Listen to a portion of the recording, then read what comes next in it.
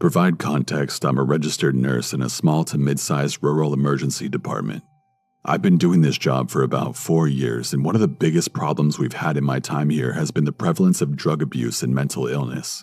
I don't live in a tiny rinky-dink town, nor do I live in a huge metropolitan area, but imagine more of a middle ground city and otherwise a highly rural area of farmlands and aforementioned rinky-dink towns. Given the size of my city, we deal with a lot of substance abuse and subsequent mental illness. The majority of cases we see are meth-induced. This is the PSA of my story where I say, please, for the love of God, for your own sake and the people you love, do not do meth under any circumstances. It will absolutely and irreparably mess your life up in so many ways. One thing that many people don't realize is that hard drug use can lead to mental illness. A lot of the times, however, it's a chicken and egg scenario regarding whether the person had mental illness prior to the drug use or whether it was the cause. On this night, one of our local EMS crews was called for a person having a drug-induced psychosis. He was brought into our psychiatric holding area, being escorted by both the EMS crew and our local police officers. One glance at this guy and I could tell he was legitimately having a psychosis. He was in his mid-40s to mid-50s, had unkempt gray hair, unshaven, tattered and dirty clothes. Imagine a movie's portrayal of the crazy homeless man archetype, and he fit the profile well. In typical psychosis fashion, he was extremely paranoid and was verbally hostile towards staff in fear of what he was perceiving as a threat against his life. Everyone was patient with him, and we were trying to de-escalate him without having to physically restrain him for his and our safety. But it was becoming apparent that we wouldn't be able to simply calm him down verbally. I talked to the doctor and we agreed to give him a shot of an antipsychotic. I drew it up into a syringe and headed back to the psych area. I entered the room and there were still a lot of people in there with him. We had a couple of our ER staff, at least one of our hospital security, and at least 3 or 4 police officers just trying to keep this guy together. Admittedly, he was doing slightly better than when I had left him a few minutes ago. The shouting was at a minimum now, and it looked like all he needed was the shot to help him relax. I approached him with the syringe and told him I would be giving him a shot, and obviously, he became paranoid because, again, he was perceiving us as trying to harm him. After a little more calming him down, I prepared to give him a shot in his right shoulder. I lifted up his t-shirt sleeve, cleaned the site, and grabbed the muscle while he was talking to one of the police officers. I told him that I was going to stick him and gave him the customary 1, 2, 3 countdown as I stuck the needle into his shoulder. A quick explanation of my shot-giving technique is necessary before moving ahead. When I give a shot, I hold the syringe by the barrel like you would hold a dart before throwing it, between my thumb and index finger with the needle pointing towards the patient, obviously. After the needle is in, I make a split-second move where I rotate my hand so that the barrel of the syringe is between my index and middle fingers, much like you would hold a cigarette. From there, my thumb is free to push the plunger and administer the medication. Anyway, shortly after I stick the needle in this guy, he apparently forgot that I would be sticking him despite my warning not seconds before. He proceeded to freak out at the worst possible time. He turned to look at his arm, clearly alarmed by the syringe poking out of him. At this point, I was getting ready to switch my grip on the syringe from the dart grip to the cigarette grip, but his reaction to getting stuck caused him to pull away from me just as my grip was changing. He leaned to his left and the syringe stayed in his arm as he moved away. From there, he pulled the syringe and still attached needle from his arm with his left hand, raised it, and went after me with it as a weapon. The officers reacted by this point and start to go for the guy to stop him. I heard one of them shout needle, which I assume was the police way of calling out the weapon present in the room. As they're subduing him, his momentum continued towards me. Still shocked, I tried my best to get out of the way, but still felt an impact as something hit my left thigh. The syringe and needle fell to the floor and I saw that the needle was bent. By now, almost everyone in the room was on the patient, who was now screaming at the top of his lungs as staff worked to restrain him to the bed. I reached for the needle and syringe simply to get it out of the way for everyone else and to make sure that everyone had everything they needed during the restraint. At this point, I began to realize exactly what had happened and that I had been attacked. Oh God, please don't tell me that needle hit me. I was terrified thinking of what diseases and nasty shit this guy potentially had that I was exposed to. While contemplating my future life with HIV and hepatitis, I stepped into the bathroom to inspect the damage to my leg. I was so relieved when I found my leg was unscathed. The only explanation I can think of is that somehow the needle hit the pack of gum that was in my left pocket at the time. Wrigley, if you ever need a spokesperson, please have your people get in contact with my people. After the situation had resolved, one of the police officers approached me and asked if I wanted to press charges against the guy. I initially said no because I felt sorry for the guy. He had psychiatric problems, he can't control what he's doing. As that shift progressed, however, my feelings began to change. Why should I protect this guy because he was methed out of his mind and attacked me? Why should I let this guy get away with giving me anxiety and making me feel uneasy for the rest of my career with psych patients? I later called the officer back and pressed charges against the patient. As of about 2 years ago, nothing has come of the charges because the patient wasn't in his right mind. Again, please, for everyone's sake, don't do meth. This next story is from the same person, so consider it a continuation. After a couple of years of career development, I found myself in a leadership role in the ER. I had been given the title of night shift charge nurse over my department and my confidence was high. I finally had the opportunity to show everyone my leadership skills and how well I could run the department. I truly thought I could make a difference. On this night, one of our ambulances got called for a car versus semi collision. The patient was the driver of the car and was in his 30s or 40s. The medics in the ambulance mentioned that the collision may have been intentional as a suicide attempt. There was no obvious injuries that I noted when he first arrived and he appeared to be calm. When I saw that the situation was under control, I stepped back and looked over the rest of the department. I didn't hear anything about him for the rest of the time that he was there. I don't remember why, but he was going to be admitted to the hospital. So the nurse called report to the floor and we arranged for transport to his room upstairs. Because he could have possibly attempted suicide, he was placed in a 1-to-1 watch while he was in the ER, so the tech that was doing the watch was going to take him upstairs. Additionally, because he was a 1-to-1 watch, they needed to be escorted by a security guard. According to the tech, he had been asleep for quite some time prior to his transport. The security guard arrived and the tech woke the patient up for the transport. Once he woke up, all hell broke loose.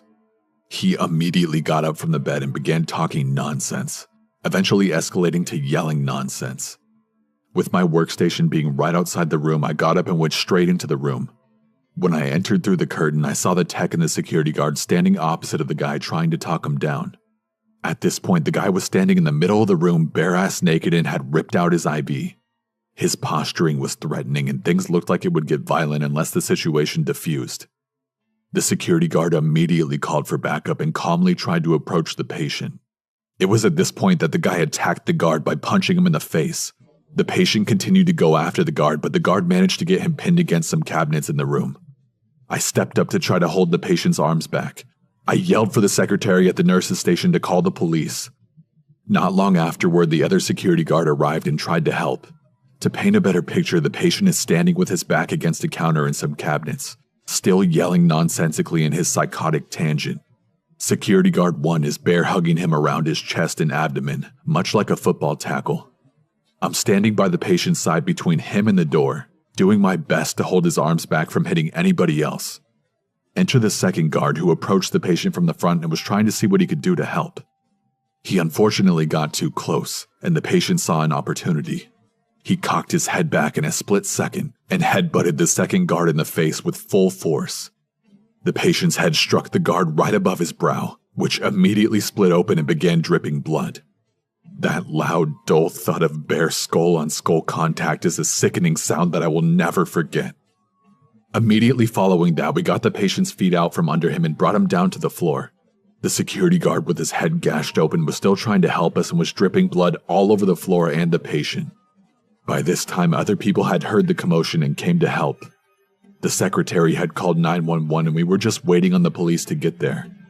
All we had to do was keep this guy held down. Granted, this was about an average-sized guy, but he was still quite the fighter. We simply were unable to hold him down on the ground by his limbs, so I ended up kneeling with my entire weight onto his back to keep him down. Again, my entire 250-pound frame was kneeling with my entire weight on this guy's back, and was barely phasing him.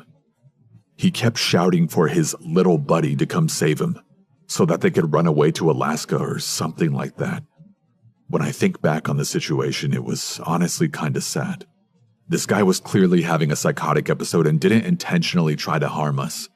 But in that moment, all I felt was rage. White, hot, boiling rage for what he did to my coworkers and friends.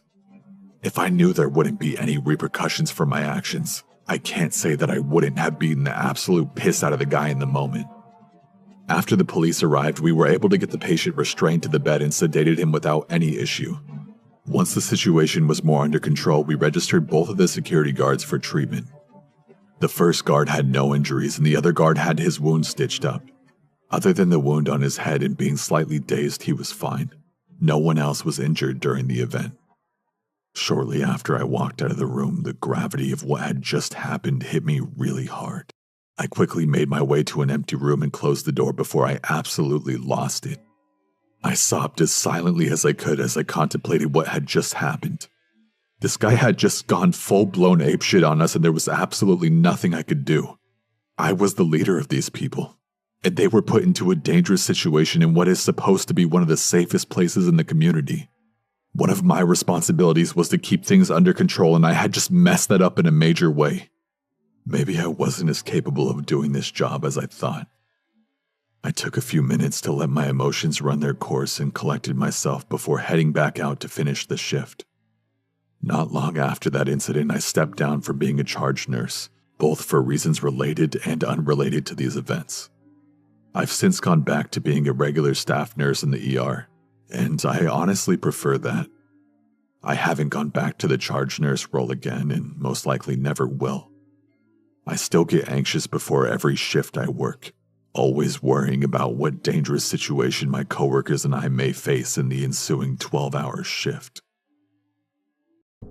For many years, 53-year-old Robert Wilson was employed at pharmaceutical manufacturer Thornton Ross in Huddersfield over in the UK. He worked the night shift, in charge of site security, and he was darn good at his job too. During his tenure at Thornton Ross, there hadn't been a single break-in or incident of vandalism, and he was well on his way to a promotion to head of security. Robert had suffered some serious misfortune in his time, and was forced to change careers several times during his life, but for the first time in a long time, everything was going well for him, and it seemed his luck was finally beginning to turn. Yet a chance encounter with 2 teenage boys earlier last year was all it took to bring his whole world crashing down. At approximately 11 p.m. on January 16, 2020, Robert was watching the CCTV monitors in the site security office when he noticed 2 shadowy figures wandering around the facility's parking lot. Robert gathered up a colleague by the name of John Badejo, along with another security officer, and the trio went to investigate. There they found that the 2 shadowy figures were nothing more than young boys, in the form of 16-year-old Luke Gawkroger and 19-year-old Kieran Earnshaw, and that the 2 boys seemed to be very drunk.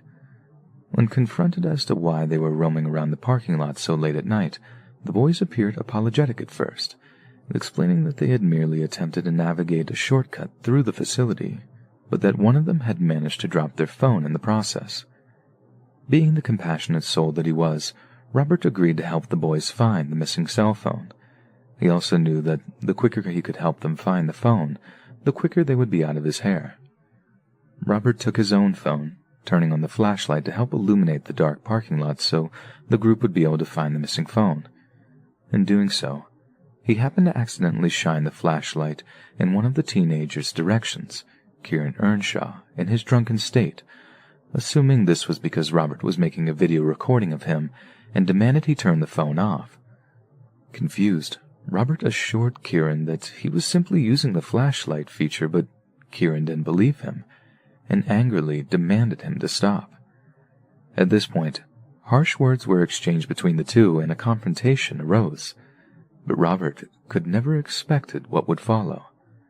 Kieran reached into his tracksuit pants and produced an actual sword from them. Apparently it was intended to be nothing more than a decorative ornament, but Kieran had taken the time to sharpen it and apply grip tape to the handle, turning what should have been a charming adornment into a deadly weapon. He began to attack Robert Wilson with the sword, slashing and striking him with it over and over again.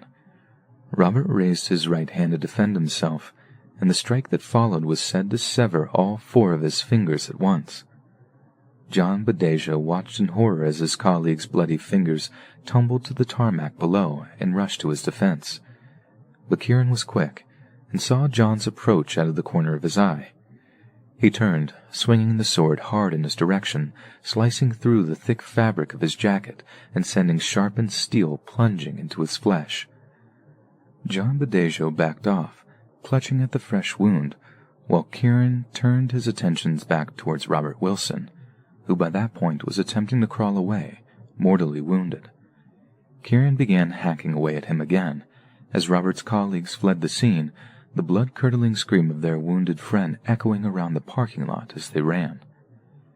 Kieran's friend Luke then joined the attack, pulling out a knife from his jacket and began to stab the fallen Robert over and over again, until he screamed no more.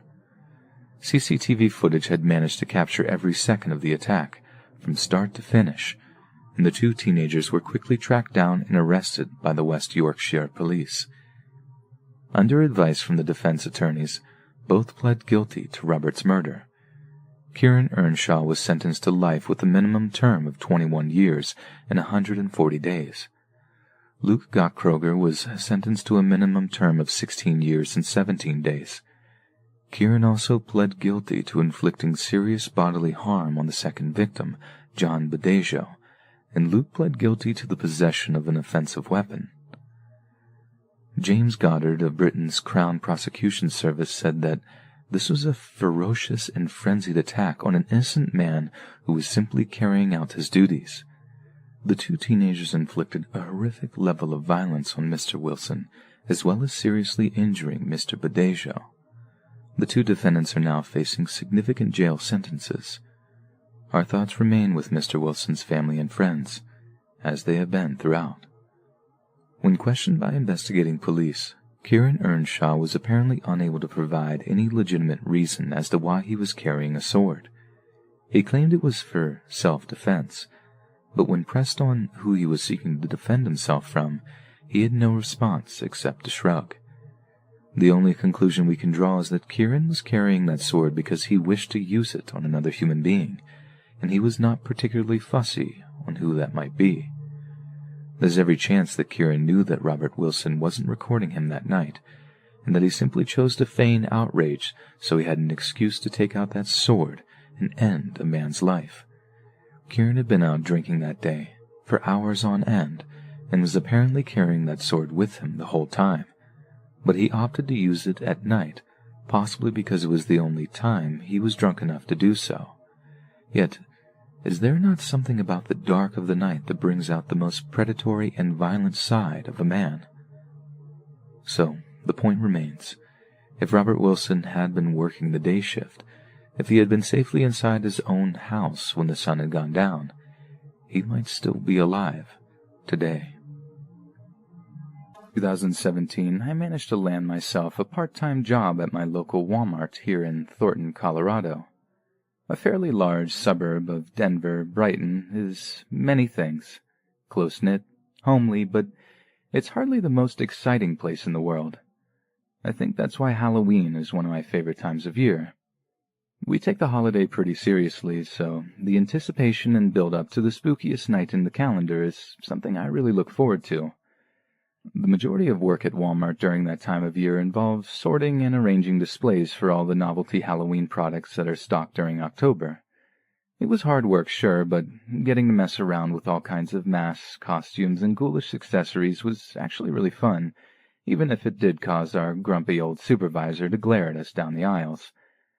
Halloween came and went, but I found myself kind of enjoying working at Walmart.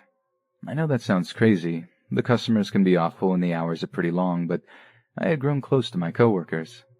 There were even one or two that I would go so far as to call friends. So naturally, when one of the store managers asked if I wanted to extend my contract into the new year, I jumped at the chance.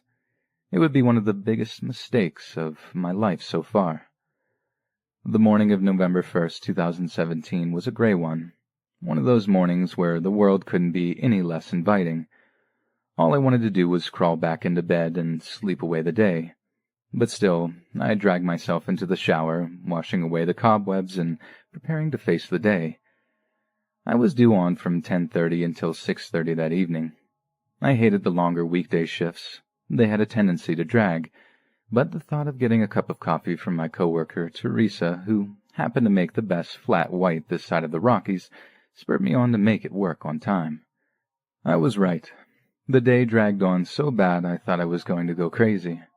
The part-time weekend shifts were busy, but at least the activity made the time fly. Spending hours at a time counting endless boxes of merchandise as part of some pointless make-work stock take is enough to make your brain congeal. By the time 6 p.m. rolled around, I was about ready to give up. With so little time left on the clock, I found myself watching the minutes roll by, wandering around the store and pretending to look busy. I saw my friend Miguel hanging around near the front desk and struck up a casual conversation with him in an effort to kill another few minutes. That's when I saw him. I'd like to think I'm not an overly judgmental person, but this guy gave me the creeps right away. He was dressed pretty normally, a black leather jacket and reddish shirt, but it was the man's face that drew my eyes away from Miguel and caused a nervous feeling to run through me. He was pale, almost sickly looking. His cheeks were gaunt, his eyes ringed by black circles, sunken back into their sockets. It looked like a skull with nothing but a thin layer of flesh to disguise it. Miguel must have noticed the look on my face because he too turned to look. I suppose it was for the best that I reacted that way to seeing him. I think it might have saved both our lives. When I look back on it now, it's like time kind of slowed down for a few minutes. I know that's like a super cliched thing you only find in movies, but now I think there's kind of some truth in it. I remember every little moment, every little detail of those few seconds. The way his jacket, a few sizes too big for him, looked almost silly as he reached into the inside pocket. The way the polished metal of his handgun seemed to glint in the bright, artificial light of the store. I watched as the man looked around for a second or two, scanning the shop floor for his first victim, before he raised the pistol and fired. I was completely and utterly horrified. I would come to understand that there are 3 common reactions to a sudden rush of fear, the first 2 being the well-known fight-or-flight responses, but there's also one that no one ever seems to talk about: total shutdown. Unfortunately, that's what I experienced as the deafening bang of the first pistol shot echoed around the building, and an unsuspecting customer collapsed to the floor. The older man dragged his shopping cart down with him, the contents spilling out as he lay bleeding on the ground. I couldn't move. I was just frozen to the spot. I had never seen anyone shot and only ever heard a gun fired like once or twice. I felt myself trembling, but for the life of me I couldn't bring myself to flee the horrific scene of violence unfolding before us. Thankfully, Miguel did not have the same reaction. He grabbed me by my arm, so hard it left a bruise, and dragged me behind a display of kitchen appliances to take cover from the shooter. All I could do was hang on to him and pray that the shots would stop. They didn't. Over and over again, the skull-faced man fired at staff and customers alike. I remember hearing this horrible cracking sound, like right next to us as we crouched behind the heavy appliances.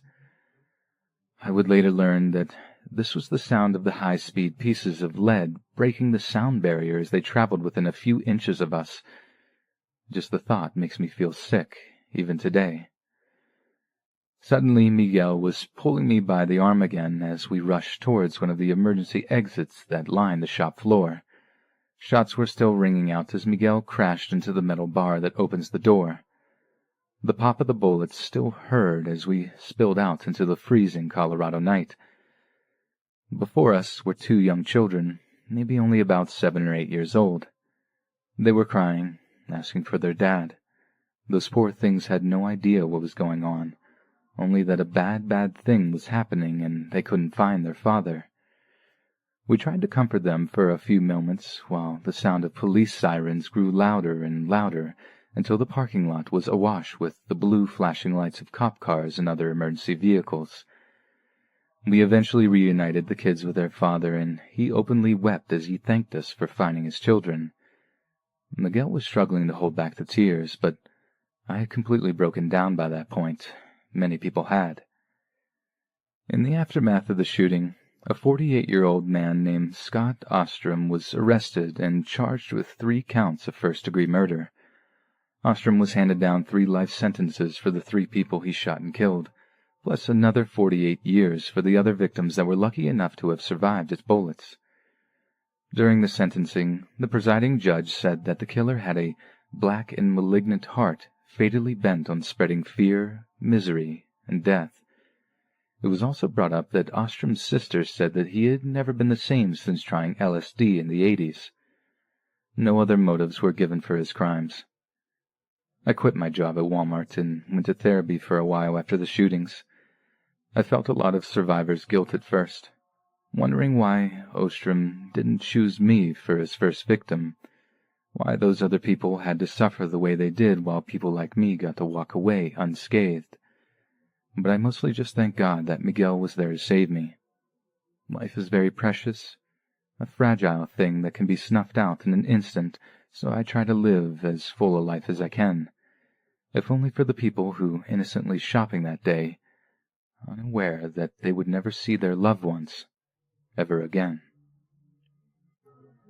In 2015, I managed to land my dream job as manager of this really old rustic pub.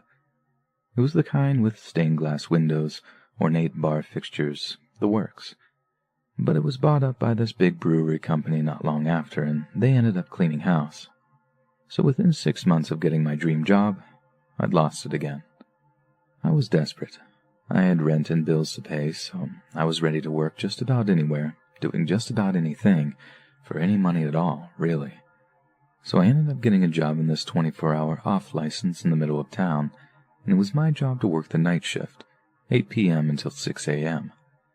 This place was really busy, too. Had a cash machine inside, sold really expensive bottles of premium booze, and was mostly a cash business.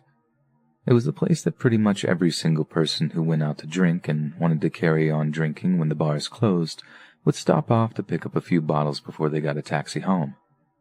So I'm not messing around when I say we sometimes had like 7,000 pounds in cash on site by the end of the busiest part of the night shift.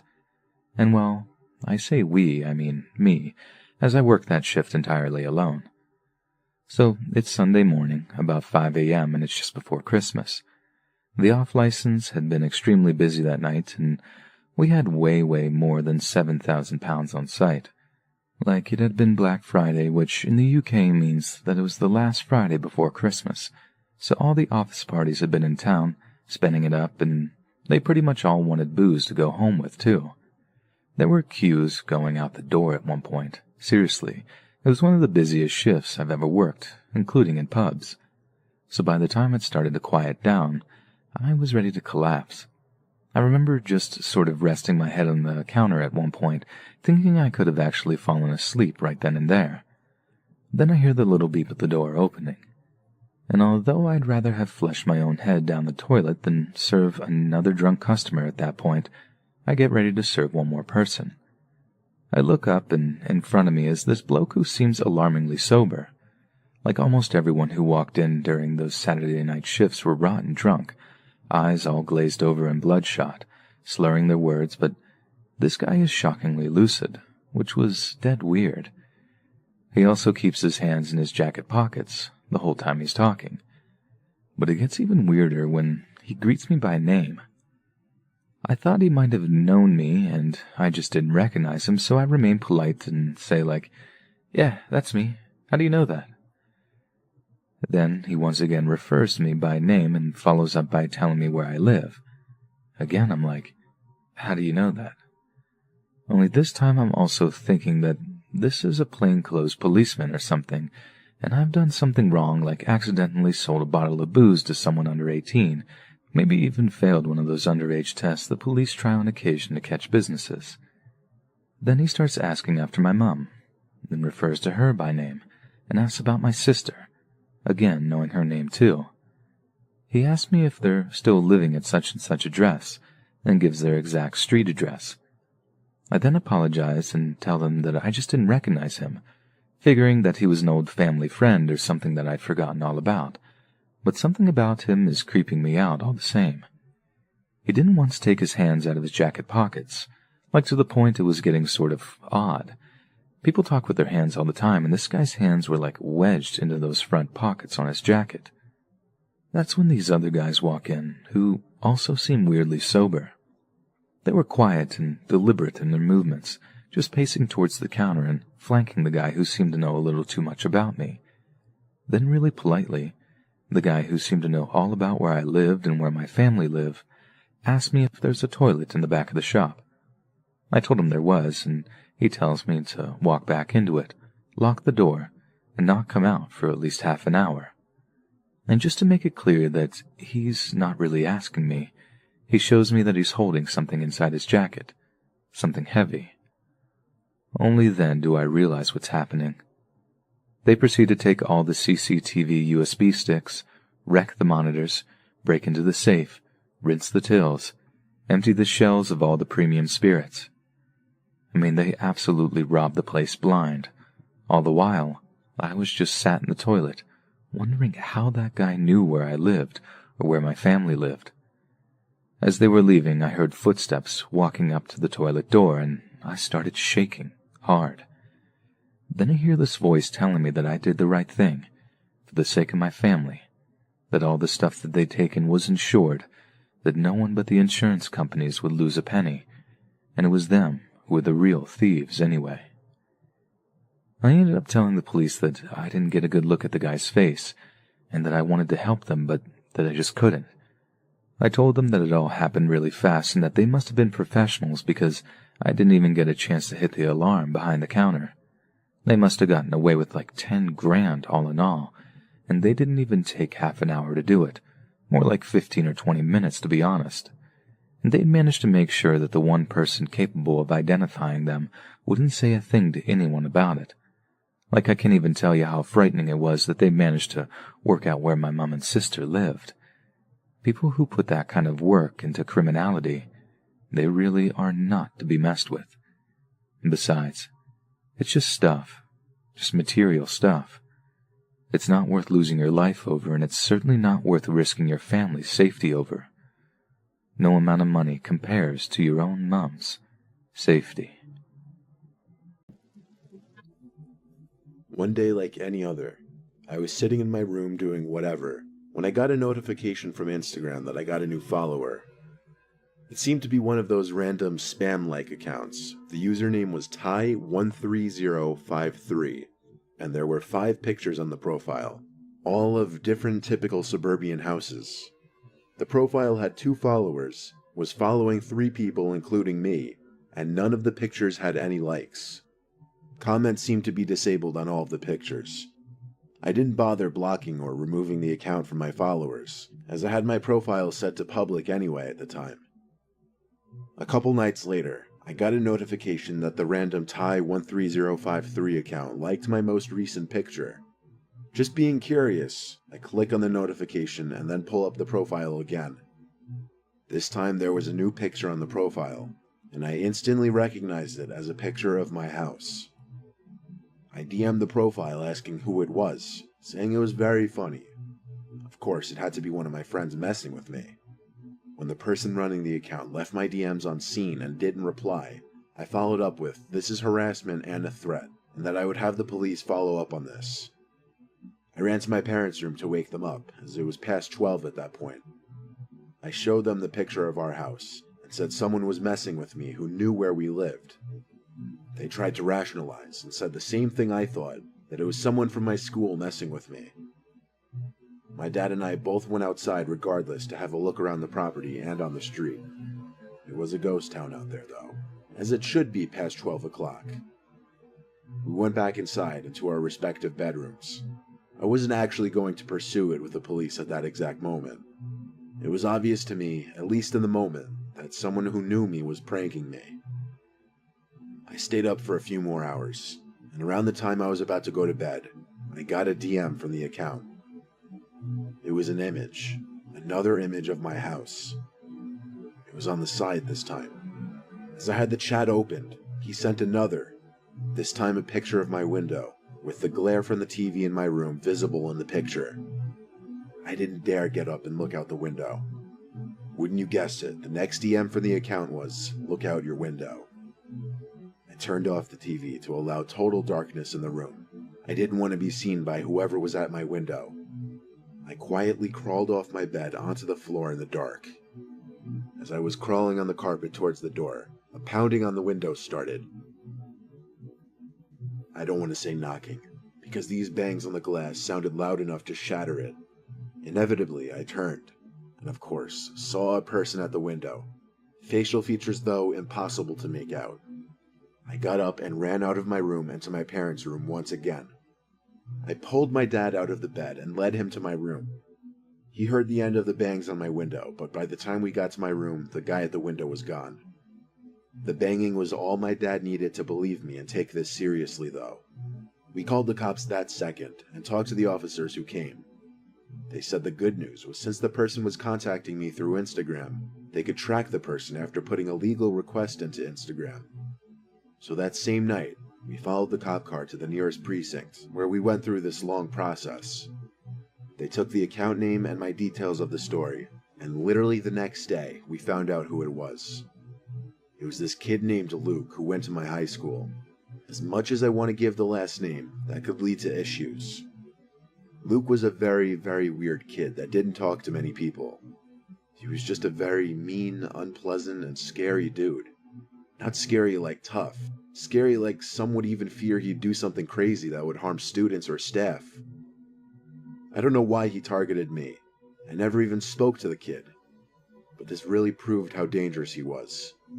He hit my window so hard we found small cracks on it in the daylight.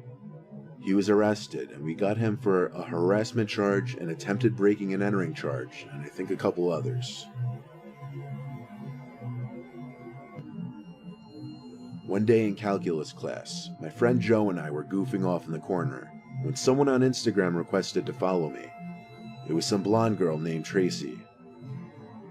I accepted her follow request and showed Joe, because based on her picture, she was pretty hot. Of course, I felt pretty good having what I assumed to be some random good-looking girl following me. I requested to follow her back, and then I put my phone down to take notes in class. It wasn't until I got home that I got a DM from the girl. I don't really want to relay our whole conversation. I'll just tell you it started with her calling me very attractive, asking some basic questions about me, etc. I told her to accept my follow request, but she said she didn't want her boyfriend to see any new followers because he checks that all the time. That's when it got exciting for me, having a girl show interest in me while she has a boyfriend. It might have been wrong of me, but I kept entertaining it. She said they kept fighting and she just needed a short break from hanging with him, that she wanted to hang out with someone else to detox. I texted my friend Joe asking his advice, and he said I should 100% go meet up with her. Just needed that justification from a buddy, of course. We made plans to meet up by the little Bayside beach in town at 11 p.m. The Bayside beach in town was the go-to spot for my friend group to hang out or just bring girls on little dates. I pulled up to the nearby parking lot around 10:50 and DM'd her that I was there 5 minutes later. She answered right away, saying, "Great, I left something in the sand for you." Odd. I said, "LOL, what?" She said, "Go look." It was bizarre that we were still DMing on Instagram at this point, but I went along with it. I walked over to the little quiet beach, and I saw something in the sand by the water. It was a little cardboard box. I went to open it, and it was a Polaroid picture of my car, parked in that little parking lot from just now. What the hell? I DM'd her, "LOL, where are you?" She replied, "Come find me." Okay, so she's messing with me or trying to be cute. I could tell based on the picture that she had taken it while hidden in the bush patch surrounding the perimeter of the parking lot. I referred to the picture to get the angle of where the picture was taken right. I walked up to that general area in front of the bushes and stopped. I heard this really weird sound, like the sound you would make if you were trying to gargle but with no water in your mouth. "Tracy?" I said. I parted the bush to try and expose her. Instead, I saw some man hunched over on the dirt below the bush, his back to me. His head shot back at me so suddenly that I fell backwards on my palms, landing on the concrete. I ran to my car and drove out from there. I had to tell Joe and the rest of my friends what happened, and while they still used that beach as a hangout spot, I had to stop going there for a while for my own good. I know when most people think of a female clown, they immediately think of the charismatic and very sexy Batman villain Harley Quinn, but I promise they're not all like that. Back in 2012, I was walking home one night at around 9. I live in Gilbert, Arizona, and was walking by a large, wide-open park with a couple of soccer fields and basketball courts when I noticed something out of the corner of my eye. The overhead lights were still on and illuminating the fields, and I noticed someone sitting cross-legged out on the grass. I pulled out my earbuds and stepped off the sidewalk to get a closer look. At first, I thought maybe it was someone who had hurt themselves, but as I took a few steps closer, I noticed that it was a young woman, perhaps in her early 20s, leaning forward over something. It was hard to tell her exact age because her face was covered in white makeup, and a red heart and a black spade painted on her cheeks. Her top lip was painted black, and her bottom lip dark red. She was wearing a gray hoodie with the hood up, but had 2 holes cut on either side to accommodate her blonde pigtails. I stopped in my tracks and glanced around, convinced that this was a YouTube prank or something. But we were in the middle of a wide-open area, and aside from the occasional car passing by, we seemed completely alone. The clown lady was wearing bright red sneakers, torn jeans, and some kind of clawed glove on her right hand like Freddy Krueger. I was only a dozen feet or so away, close enough to say something, but I decided to back away slowly and not engage in whatever she was doing. As I took a step back, she called out to me without looking up. Where are you going? Come here. "Nah, I'm good," I replied, and continued to walk away. For the first time she looked up, and smiled way too big, showcasing far more teeth and gums than was necessary. She raised the clawed hand, and I noticed that at the ends of each fingertip was a sharp point, like a thumbtack. You sure? More for me then. That's when she pulled out a large kitchen knife, the size of an ear of corn, and started cutting into the thing on the ground. I glanced back down and noticed the thing that she was leaning over appeared to be a dead bird of some kind, and she was using her clawed hand to pull the feathers off. She stabbed at the bird with the blade, and then pulled out a flask out of her pocket and threw back a swig. I nearly fell backwards into the road as I maneuvered myself off the grass and onto the sidewalk. I didn't want to turn my back on her the whole time, convinced that it was a prank, and I should start looking around in every direction for someone with a camera or a phone. But there was no one else even remotely close by, and no place they could be hiding either. I quickly turned around and power walked down the sidewalk towards my apartment complex. As I reached the intersection, I was forced to wait for the traffic light to change so I could cross safely. My earbuds were back in, but I honestly wasn't listening to the music. I was so confused and unnerved by what I had just seen. I glanced over my shoulder and saw to my horror that the lady clown was walking up the sidewalk towards me, appearing to be looking directly at me.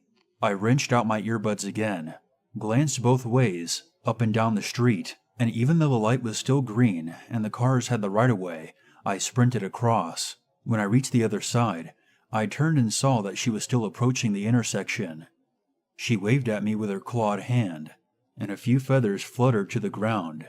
She called out to me. Don't get killed tonight. At least I'm pretty sure that's what she said. There were sounds of traffic muffling her voice. I literally ran home, entered my gated apartment complex, and went the long way around the building just to make sure I wasn't being followed. I then climbed up the stairs, locked both of my locks, and stared out my peephole in a panic. For about 5 minutes before I finally calmed down, I didn't turn on any lights in the apartment, and instead used my phone to navigate to my bedroom, and then used a light from my laptop screen to change and go to bed. The following day, when the sun was high in the sky, I double-checked the spot where the clown lady had been, and the mutilated remains of a bird were lying on the grass. A few weeks later, I saw her again in broad daylight. I was driving my friend's car and noticed her walking down the sidewalk in full makeup in the exact same hoodie, dragging a garbage bag behind her. I turned the car around out of morbid curiosity and followed her for about a half mile, pulling over on the side of the road to let her walk ahead for a while and slowly continuing on.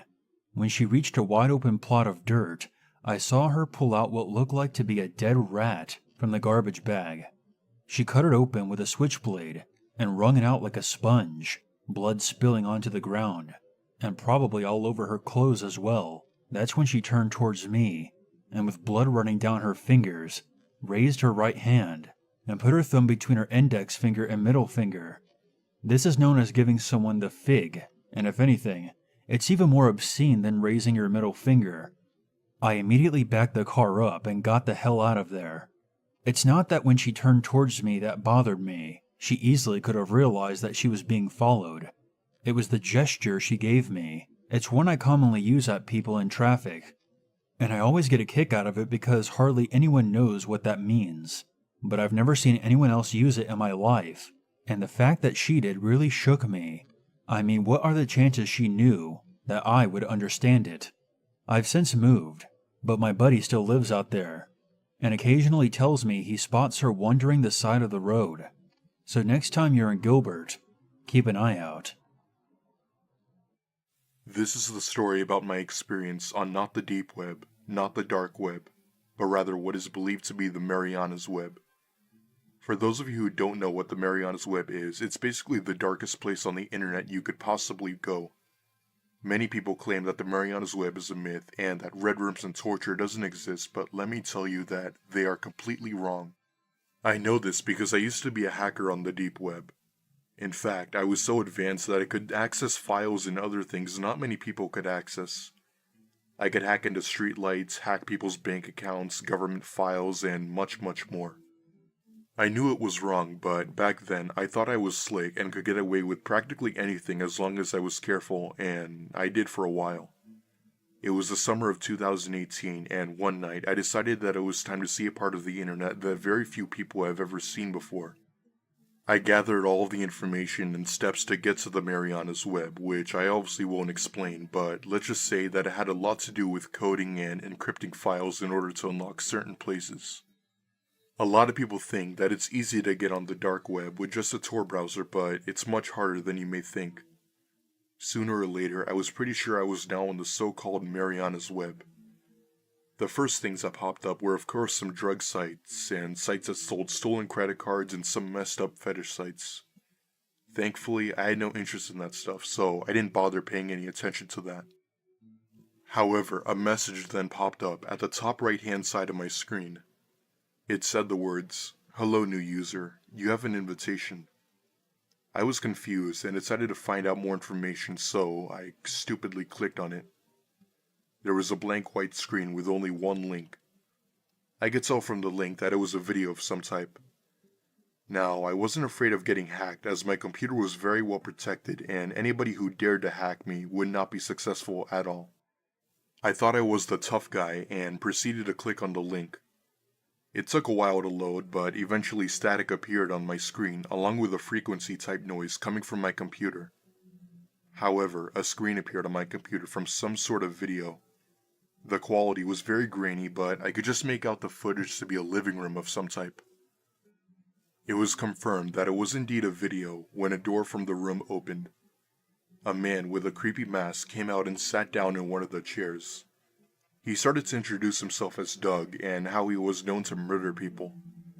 He then started talking about how he plans out who he's going to murder next and how he always get away with it. Like I said, I've been really experienced with the dark web and it's normal to come across stuff like this. Doug then got up and walked into another room bringing out what looked like a folder of some type. He opened it and showed pictures of all the people he had supposedly killed. However, they weren't just photos of the people themselves. It was photos of people murdered, like stabbed and beat. There was one picture he showed where a woman was being run over with what looked like a truck. He mentioned about how he came up with these creative ways of tormenting these people without having to kill them instantly. He wanted their deaths to be long, suffering, and painful. There was a comment section, and I decided to try something I'd never done before. I typed, "You're such a sick person." Doing that was possibly the biggest mistake I've ever made, because not even 3 seconds later my screen became dark and a small chat box appeared. A message appeared inside the box saying that I was stupid for doing that.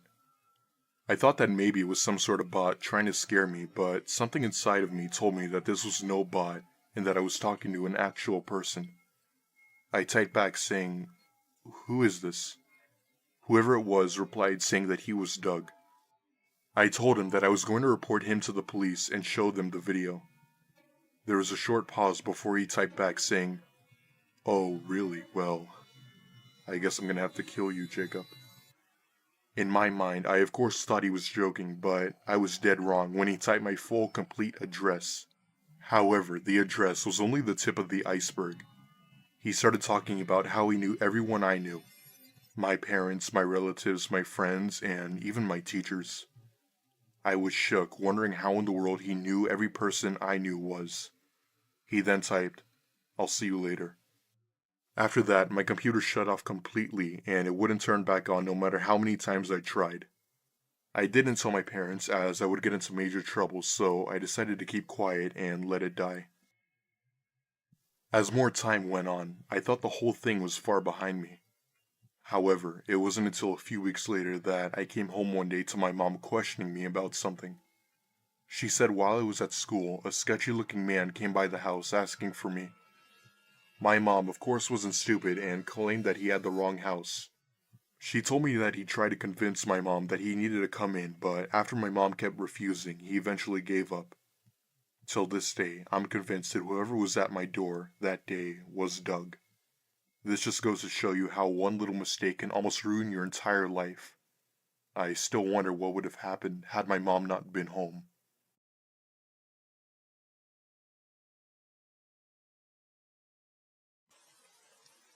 When I was growing up, I lived in rural Alabama, about 30 miles north of a place called Mount Pinson. There really wasn't anything around, just houses. Nothing like a neighborhood in the traditional sense. No stores, nothing. We had one police officer, and he was pretty friendly. He was my best friend's uncle. He would often let us ride around with him because nothing really ever happened. There wasn't a recorded murder or anything beyond someone being drunk and a public nuisance. He didn't even arrest people for that. He would just ferry them home. We had this lady who was all alone. Her husband had died a few years earlier, and she was very lonely. She called this one cop over everything. If some kids were in her yard playing, she would call this cop, saying she was being harassed. She did it because she was lonely and just wanted the company. No one could figure out why she wasn't just nicer to the kids or anyone around the neighborhood. One day there was this new kid kicking around near this little spot that we liked to hang out. It had a nice climbing tree and a rope swing. My friend and I, being interested in this kid, introduced ourselves.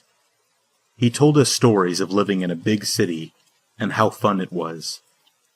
We were mesmerized at the time. He taught us some new games to play.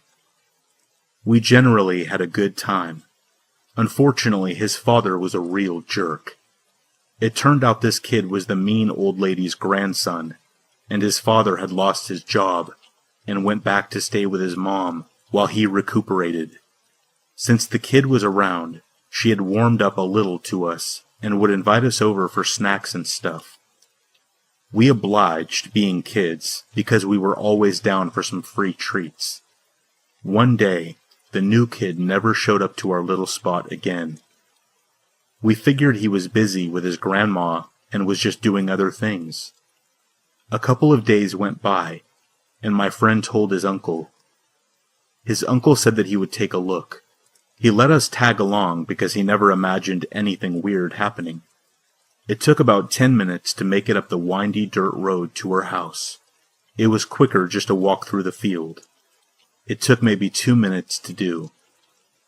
Well, we got up there, and he instructed us to stay by the car, and we obliged. He knocks and knocks. No answer. Their car is there. He knocked again, this time louder. No answer. So he circled around to look in the back. My friend and I decided to try knocking ourselves. It didn't seem like a bad idea at the time. We went up to the door and knocked. Nothing. My friend grabbed the doorknob and turned it, and I asked him what he was doing, and he pushed the door open. We both almost threw up instantly. It was like the smell was a physical force and pushed up against us. It was so vile. You can't even imagine. My friend's uncle made his way around, and when he got to the porch, by the smell, he knew immediately what had happened. He instructed us to go to the car and wait. He went inside to look around, and then came bolting out of the house and threw up on the grass. He had tears in his eyes. Not like he was crying, but because he had just seen something that nobody is supposed to see. He went to his car to contact someone. My friend took off, and I went after him. He was intrigued, and so was I. I felt a little more bolder following him in. We tiptoed inside, and the first room was completely clean. Nothing to see. But then, we walked into the kitchen, and saw that the kid was stuffed into the oven, burnt. He had clawed at the glass front of the door, and actually scratched it. You could see his hands, his face. It looked like he was still alive, trying to get out. My friend and I just sat there, in complete shock, for what seemed like eternity. It was so surreal. My friend's uncle snapped us back to reality as he came running in the house and grabbed us, screaming, yelling, telling us never to disobey him again. He took us both outside, and we just sat there. The entire evening we didn't say a word to each other or anyone. My friend's uncle dropped me off later. I never saw my friend again. The uncle said that he couldn't handle it and went to live with some family members in the city. My family moved a year later. I've never been near that house again. The uncle ended up drinking himself to death because of depression. A farm that was near that house ended up having some sort of infestation, and they lost all of their crops. This weird circle of death seemed to expand around that house. I grew up in a small town in Wisconsin. It was Halloween of 2013. I was 16 at the time. Me, my sister Lauren, who was 14, and my brother Jacob, who was 11, were on our own that night. Our mom was taking care of our sick grandmother, and Dad was out of town on business. Trick-or-treating in our neighborhood always ended at around 9 o'clock. Our parents never made us go to school the day after Halloween, so we would usually stay up past our bedtime and watch movies. However, since we were by ourselves and amped up on all the sugar we had consumed, we made other plans. I don't know if any of you have ever been to Wisconsin, but there are a lot of farms here. Our town was pretty much surrounded on all sides by them. In fact, there was a farm just outside our neighborhood, a short walking distance from our house. Every fall, this farm would have an annual pumpkin patch, and we thought it would be fun to go check it out. We didn't plan on vandalizing anything. We just wanted to stroll around and see how creepy the place was in the dark. The pumpkin patch was situated between two large cornfields. About a mile or so behind the patch was the house that the farmer lived in. For the sake of the story, we will call him Mr. Miller. Mr. Miller had always given me the creeps. There was something about him that I could never put my finger on. The only way I can describe it is that he didn't seem to be a real person, if that makes sense. It was like at any moment, his skin would fall off and reveal him to be some kind of alien or something. I know that sounds like a strange thing to say, but I'm telling you, there was something off about Mr. Miller. The three of us arrived at the dark, deserted pumpkin patch at around 10 o'clock. There was a series of large sheds between Mr. Miller's house and the patch, so we weren't too worried about being seen. I remember that there was always a couple of scarecrows off in the distance, in the adjacent cornfields. The first thing I noticed when we got there was that there was a third scarecrow that was mounted in the middle of the pumpkin patch. I've been to this patch several times before. Our parents even took us here 2 weeks prior to pick up pumpkins to make into jack-o'-lanterns, and I never remember seeing a scarecrow here before. It usually wouldn't be any cause for alarm. It was Halloween after all, right? However, upon seeing the scarecrow, I instantly had a sinking feeling in my stomach. I looked to either side of me and saw the two usual scarecrows standing in the fields. I figured maybe Mr. Miller wanted to be extra spooky this year. We wandered aimlessly around the pumpkin patch for about 10 minutes. Every so often, I would look to the scarecrow, and I could swear its head would be positioned differently every time I would look at it. It seemed to be watching the three of us as we made our way through the pumpkin patch. I brushed it off as some kind of optical illusion, coupled with the fact that I was in some weirdo's creepy pumpkin patch in the dead of Halloween night. When we approached the scarecrow, Lauren instantly became uneasy. She was seriously creeped out by the figure. I pulled out my phone and turned on the flashlight to get a better look at it.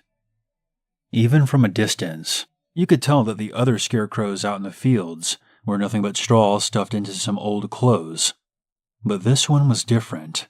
A lot of effort went into its design. It was mounted on a pole in the typical scarecrow stance. It was wearing a dirty pair of overalls, with a red patterned flannel shirt underneath. Its head was a burlap sack, with a jack-o'-lantern face stitched onto it, and it was wearing a black conical hat, with a pair of matching black boots. As my phone's dim light passed over its surface, I noticed these dark red stains on the overalls. As I was examining the straw man, Jacob, being the little shit he was, came between me and Lauren. "I bet you're too chicken to take off its mask." Me, never passing up a chance to show up my little brother, accepted the dare, on the condition that he would have to forfeit all of the Reese's cups that he had gathered that night. After Jacob agreed to those terms, I had Lauren hold my phone's light on the scarecrow while I made my way towards it. As I got closer, the sinking feeling I mentioned earlier became stronger. However, my desire for those delicious peanut butter cups and the satisfaction I would get eating them in front of Jacob overpowered my fear. Now only inches away from it, I slowly reached for the burlap sack. That's when the unthinkable happened. One of the scarecrow's arms shot forth, and a gloved hand grabbed my wrist. The first thing I heard was Lauren screaming as the flashlight vanished. The next thing I heard was my two siblings taking off on foot, leaving me for dead. I tried pulling away, but the scarecrow's grip was too tight. I yanked and yanked, but it was no use. I then looked up in absolute horror to see that the scarecrow was now leaning forward on its pole and was now looking at me dead in the eye. I was like a deer in the headlights. I stopped struggling and just stared back at the stitched-on grinning face. A muffled voice then came from beneath the burlap sack, and what was said really caught me off guard. "Happy Halloween." And with that, the scarecrow let go. I never ran so fast before in my life. I hauled ass out of there and back towards my neighborhood. I met Lauren and Jacob outside the entrance to our neighborhood. They were relieved to see that I was still alive. I'm glad I got to them before one of them called our mother, because we all would have been in some deep shit if she found out that we went to the pumpkin patch after dark. After giving them both a harsh scolding for ditching me, we walked home. Even now, it still baffles me to no end that someone would be out there in a dark, deserted pumpkin patch long after it closed, dressed up as a scarecrow, just waiting for someone to come along. I don't know if it was Mr. Miller or one of his farmhands, but when my parents offered to take us there the following year, all three of us promptly turned them down. I may have gotten the daylight scared out of me that night. However, I did enjoy eating all of Jacob's Reese's cups the following day. As a half Navajo and Hopi, I've had my share of experiences on and off the Navajo and Hopi reservation. I hope that I won't get any ridicule from other Native Americans for posting these stories. One experience that I'd like to share happened when I was 14 years old. I'm now 29, so you can do the math. This is an experience that I've only shared with a small number of people, and that I'm now writing down for the very first time. My brother, who's now a hardened soldier, is still scared about what happened to us this particular evening. Anyway, on with the story. As a teenager, I'd visit my grandma at her home on the Navajo Res for several weeks every summer. I loved to spend time with her, eat her delicious fried bread, and hear all of her stories. Every so often, my grandma would hire a worker to do odd jobs around her house and property. It was usually the harmless town drunk that she'd hire. One evening, right before the sun went down, I was asked by my grandma to take him home, which was about 4 miles out of the valley. Seeing that I was only 14 years old and being asked to drive a truck, I was more than happy to. Mind you, that on the res, nobody really cares that you're only 14 years old and driving around. Hell, there's hardly anybody out there to see you anyway. My 9-year-old brother jumped in the truck cab with me, while this worker and my dog shared the tailgate of the truck. After I dropped the worker off at the shack that he and his brother called a house, we headed back down the road to Grandma's. As I mentioned before, it was evening, and the sky was a deep red as the sun began to set behind us. We were leaving a nice dust trail from the dirt road, and the radio was playing music from the only station that could be picked up from the nearest town of Holbrook, Arizona. There was nothing unusual, nothing weird. It was at this time that my eye caught movement of something in the bushes a little up the road to the right of us. I remember slowing down, thinking that it was one of the many free-roaming sheep in the area that would dart out in front of the truck. As I passed where I thought I saw it, I sped up, thinking nothing else of it. Then, out of nowhere, I just felt this dark feeling of fear and dread. I had no idea why I was feeling this way, but I definitely felt that something was wrong. As I play this memory back in my mind, there are only a few clear memories that I have of that evening. I clearly remember looking in my rearview mirror and seeing the dark silhouette of something very tall and very skinny that seemed to be covered with some kind of hair or fur running behind the truck after us. Whatever it wasn't a normal human, or even human at all. I remember hearing my brother crying and my dog barking ferociously at whatever was chasing us. I remember speeding very fast and shaking violently as the truck bounced on the washboard dirt road. I distinctly remember that this thing was getting closer as my brother cried, "It's coming up on your side." I remember being scared as hell and thinking that I didn't want to die. At the moment that I thought would be our last, I remember speeding around a bend in the road and seeing a car coming towards us in the opposite direction. At that moment, I felt instant relief and thought that whatever was following us was gone. Shaken up but still alive, we made it to my grandma's house, wondering what the hell had just happened. We ran inside, not looking back, hoping that whatever was chasing us hadn't followed us home.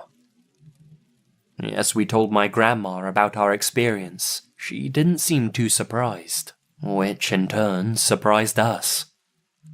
She continued by repeating stories that we had already heard at one point or another, talking about black magic, witches, and something that the Navajos call Yi-Nadlushi, skinwalkers.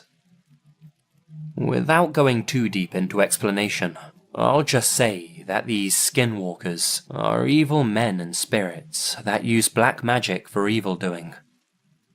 One can only become a skinwalker by killing a close friend or a relative, and us Navajo don't like to talk about them, because it's believed that once you acknowledge them, they'll find you. I tell you that as far-fetched as it sounds, they are real. I believe that if God and his greatness are real, the devil is equally as real, and also has his way of showing himself. Needless to say, I didn't even want to look out of any of the windows for the rest of that night. As a matter of fact, I never drove on the reservation at night again until I was 21 years old. This may not sound particularly scary to some, but what happened that evening really did happen, and scared the living crap out of me. I invite anybody to visit this part of Arizona if you have any doubts, or want a huge scare. I promise you that you won't be disappointed. 20-year-old Kelly Bergdove lived with her 4-year-old daughter in Bridgewater, Virginia. She was a popular young woman. Not a single soul in all of Bridgewater seemed to have a bad word to say about her, least of all her loving husband, who she'd been romantically involved with since they were both high school sophomores. She also made a point of keeping in touch with her mother and sisters almost every single day. All in all, Kelly was about as wholesome as a person as you've ever likely to find, and even found the time to work night shifts at a local gas station to help support her family. They weren't exactly strapped for cash, but Kelly valued the idea of making a contribution that would allow them a taste of the finer things in life, as well as squirreling a little of her paycheck away each month for her daughter's college fund. But sometimes terrible things happen to the most wonderful of people, and on the night of June 18th, 1982, something was about to happen in the sleepy town of Bridgewater that would send shockwaves through the close-knit community. In the night in question, Kelly was working her usual night shift at Harrisonburg's Imperial gas station on South Main Street, Route 11. Kelly had gotten the job because her 3 sisters had either worked there in the past or were still currently employed by Imperial.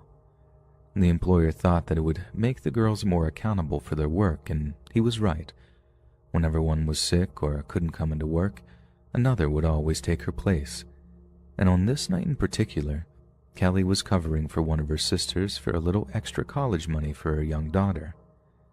Kelly's mom, Rachel, was also a very loving and attentive person, and would often call the gas station whenever one of her daughters was working to check if they needed any food or hot coffee brought over to help them through their shift. When Rachel spoke to Kelly that night, nothing seemed to be amiss. To her, it was just another average night at a mostly quiet gas station in rural Virginia. But little did she know, this would be the last time she would ever talk to her daughter, as the evening's events were about to take a rather dark and terrifying turn. At around 2:30 in the morning, long after Kelly's mom had retired to bed, Kelly apparently called the Harrisonburg police.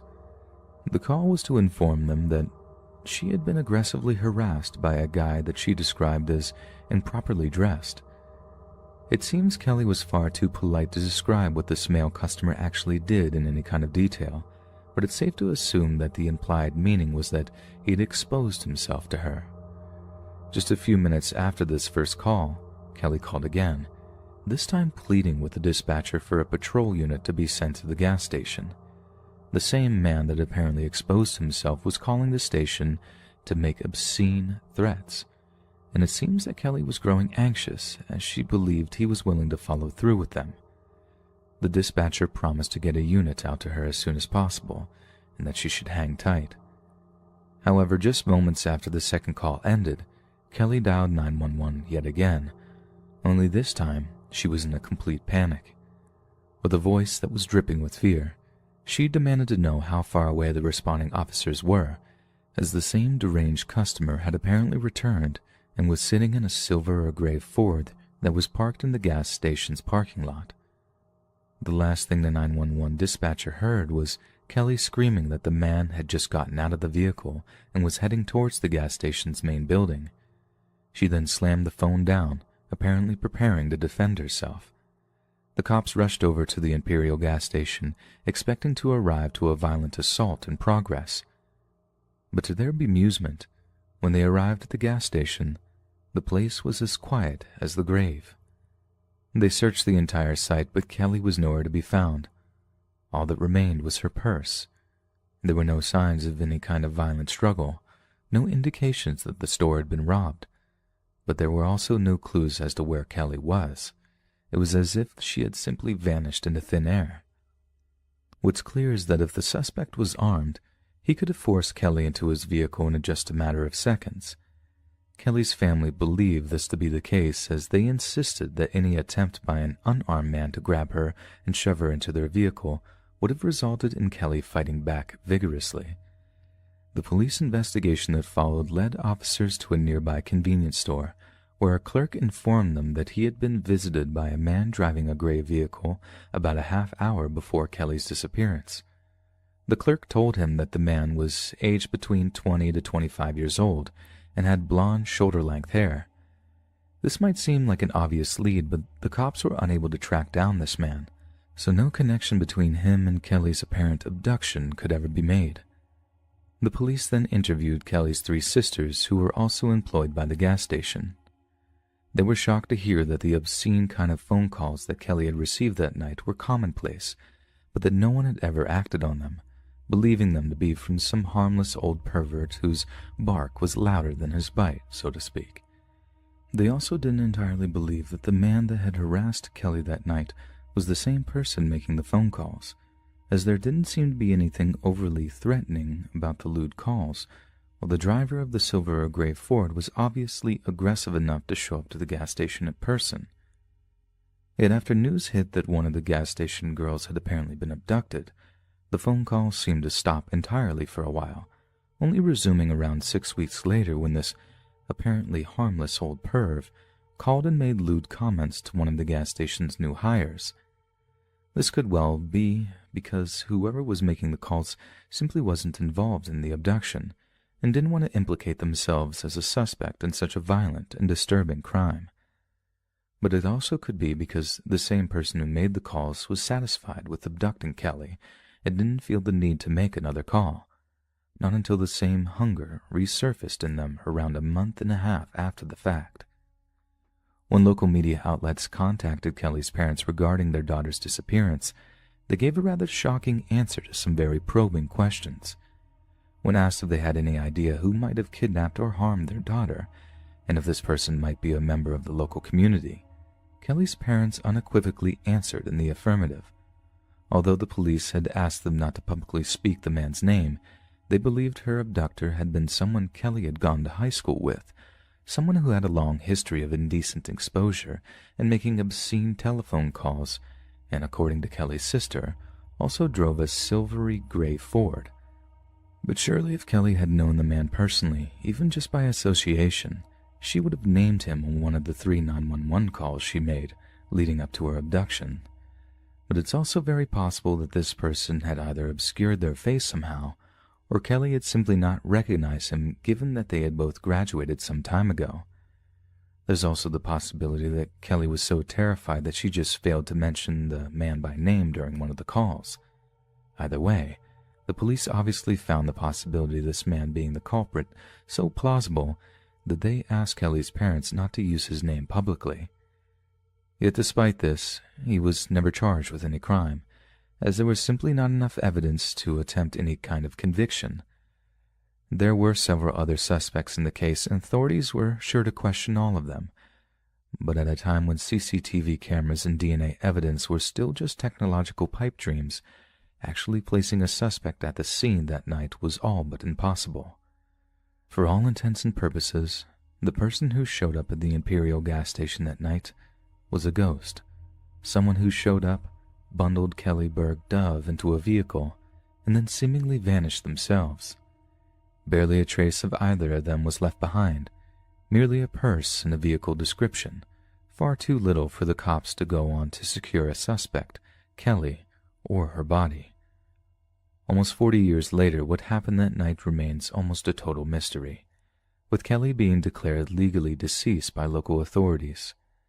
Despite her family pouring money into private investigators to try to find out exactly what happened, they're no closer to getting any solid answers as they were almost 4 decades ago.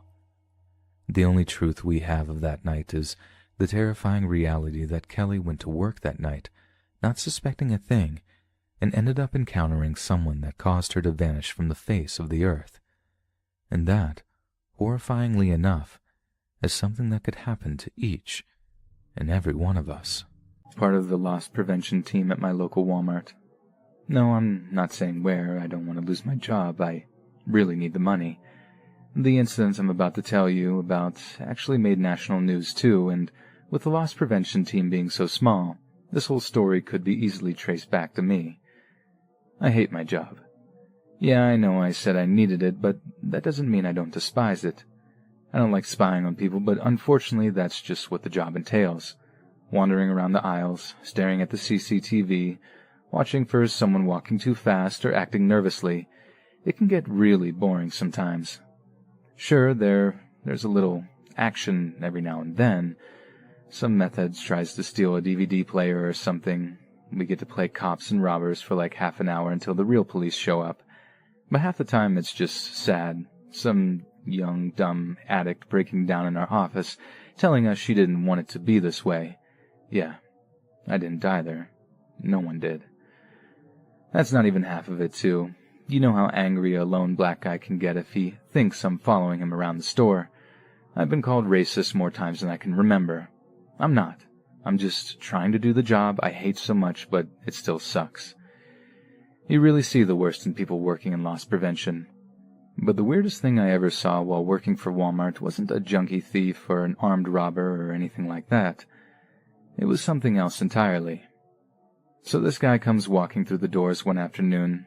Nothing particularly unusual about him. Nothing to give us loss prevention guys any suspicion. I take my eye off of him for a little while, patrolling the store as it was my turn to do so, instead of watching the cameras. I just sort of forget about the guy, you know? I mean, you try to take note of little details, but you do it with so many people that no one in particular stays in your mind, unless they're, like, really shady looking. I wander back around towards the meat aisle, casually keeping an eye on various shoppers when I see this guy again, the normal-looking dude. He's balding, has a blue shirt on, and is just standing there checking out all the steaks, chops, and cutlets sitting in the fridge units.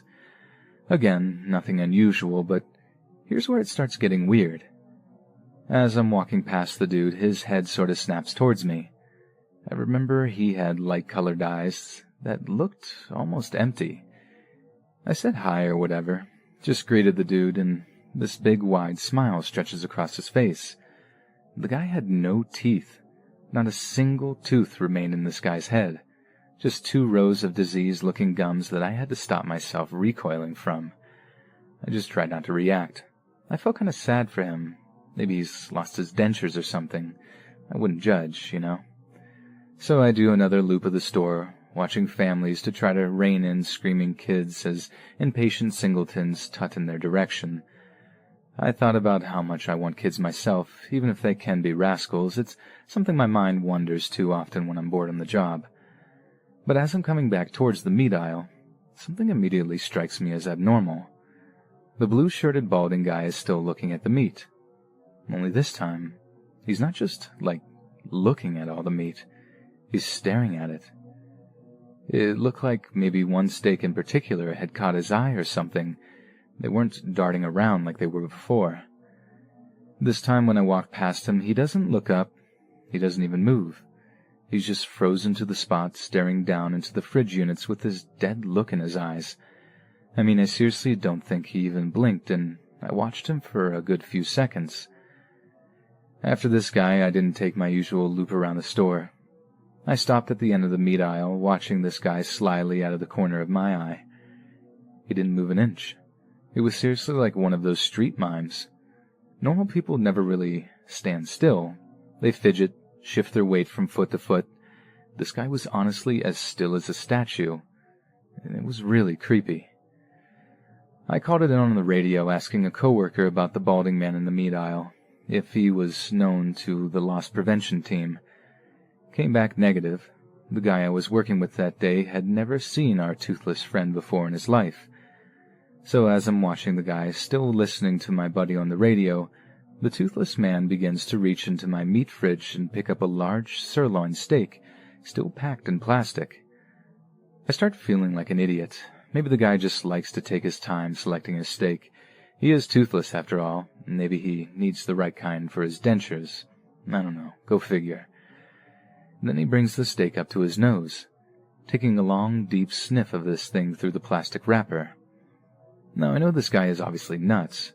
I know the crazy kids when I see them, and this is classic crazy. But he's still not stealing anything. He's technically not even doing anything wrong. Being a little nutty isn't exactly against the law. He then rips off the plastic wrapping, and that's my cue to step in. Only when I see what he does with the steak, I freeze in my tracks. The toothless man stuffs the raw steak into his mouth. Straining his jaws, he tried to mush that thick piece of meat up with his bare gums. I was stunned. It was literally the last thing I expected a guy with no teeth to do. I actually thought he was going to stuff it down his pants or something. I've seen shoplifters stealing weirder stuff and hiding it in weirder places. But to see him actually push that steak right past his lips and start chewing... God, it was the freakiest thing I had ever seen. His eyes start rolling back into their sockets. His cheeks caved in as he started trying to suck all the fluids out of the raw piece of flesh. And the noises he made... Good God, if the noises he made didn't scare the life out of me. Like a kind of moaning or something, like he was getting off trying to swallow that piece of raw steak whole, more and more of it being stuffed into his mouth with greedy hands. Watching him spit the meat out, panting and gasping for air, I rounded the corner of the aisle, actually terrified at this point that he would see me as the sole witness to what he had just done. I waited, having somehow managed to half freak myself out, watching that weirdo doing that. He quickly escaped the meat aisle, his back to me as he walked quickly towards the main exit. I know I should have stopped him. It was my job to. But we're trained to keep our distance from offenders that we deem violent or unhinged and just let the cops deal with it. However, part of me wanted to know why he did something so gross. Is that why his teeth were missing? What kind of person was he that he couldn't be trusted with his own teeth? The cops picked the guy up eventually. Turns out he was a mental patient off his meds. Old guy, too. So probably lost his teeth through simple lack of care. I mean, that's what they thought the deal was. Whatever was wrong with this guy, he certainly had previous convictions for retail theft. The cop that we spoke with said it was his fourth offense, that he was likely headed to federal prison for reoffending. I wonder how a guy like that would handle prison. Anyway, I don't know if you guys will find this particular story scary, but maybe it's just gross or sad. A poor old guy losing his mind like that, but either way, it's definitely the weirdest thing that's ever happened to me working for Walmart. About 5 years ago, my mom started dating a guy she met on a dating site. That part is fine. I had recently started dating this woman who would later become my wife, and we had met online. My wife and I never really liked this guy. We didn't think he was mean or anything like that. Just a little creepy. He was quiet. He kept his eyes closed a lot, and occasionally said odd things, like offering my wife a chocolate, and then popping one in his mouth, closing his eyes, and moaning as he let it melt in his mouth. One time my wife and I were visiting my mom, but she got called into work, so we waited at her house. Her boyfriend was over, but he spent the entire several hours just hanging out in her bedroom, with the door closed. Just before Christmas, my mom and this guy started having difficulties. My wife and I were visiting her for the holidays, and she dropped all of her problems on us, and we listened carefully, and told her our opinions, and suggested that she would be better off without him. She already had her mind made up, though, and decided to break up with him. On Christmas Eve. We spent the night at my mom's and got up early on Christmas morning to visit my dad at his house. We didn't plan to spend the night at my dad's, but we got snowed in, which was actually a nice Christmas surprise. The next day, we left as soon as we could get through the snow, and my wife suggested that we stop by my mom's house on the way so that we could see if she was okay. My wife just had a really bad feeling about my mom's now ex-boyfriend. My mom's car was in the driveway, but that doesn't mean much because she lives close enough to work that she often walks, and it hadn't snowed in her town. She also never locks her door, which drives me crazy. So we let ourselves in. That's when we see blood oozing out of the refrigerator's water dispenser. It had filled up the spill container and was leaking onto the floor and had made a puddle. My wife screamed, and I freaked out. I fully expected to see my mom's head in the freezer. I nervously opened the freezer to find a bag of frozen cherries that had been opened, crammed into the freezer so that it fell onto the ice dispenser and melted. I thought my mom was decapitated by her creepy ex-boyfriend.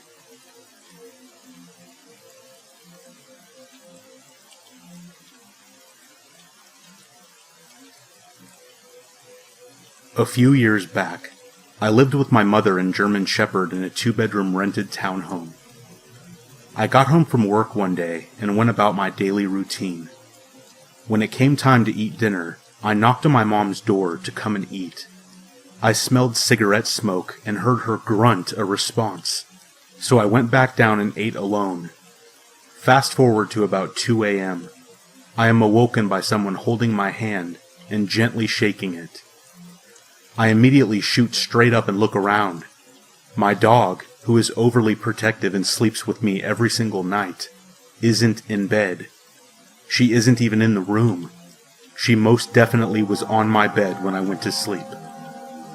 I sleep with the bedroom door shut and locked. She is scratching at my closed and locked bedroom door from the hallway.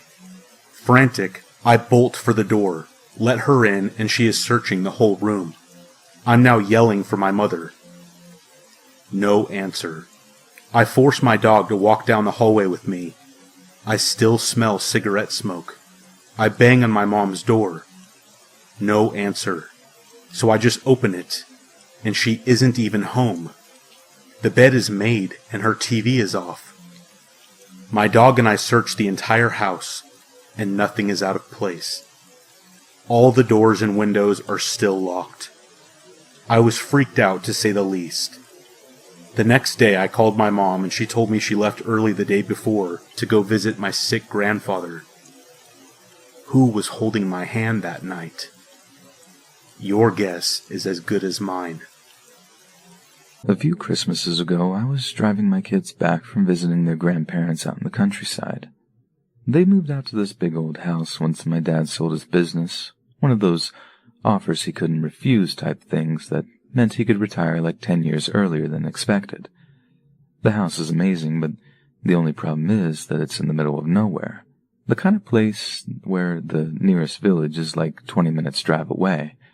It's also one heck of a drive to and from the place, one that involves traversing some pretty secluded stretches of motorway. So like I said, it's maybe only a week before Christmas.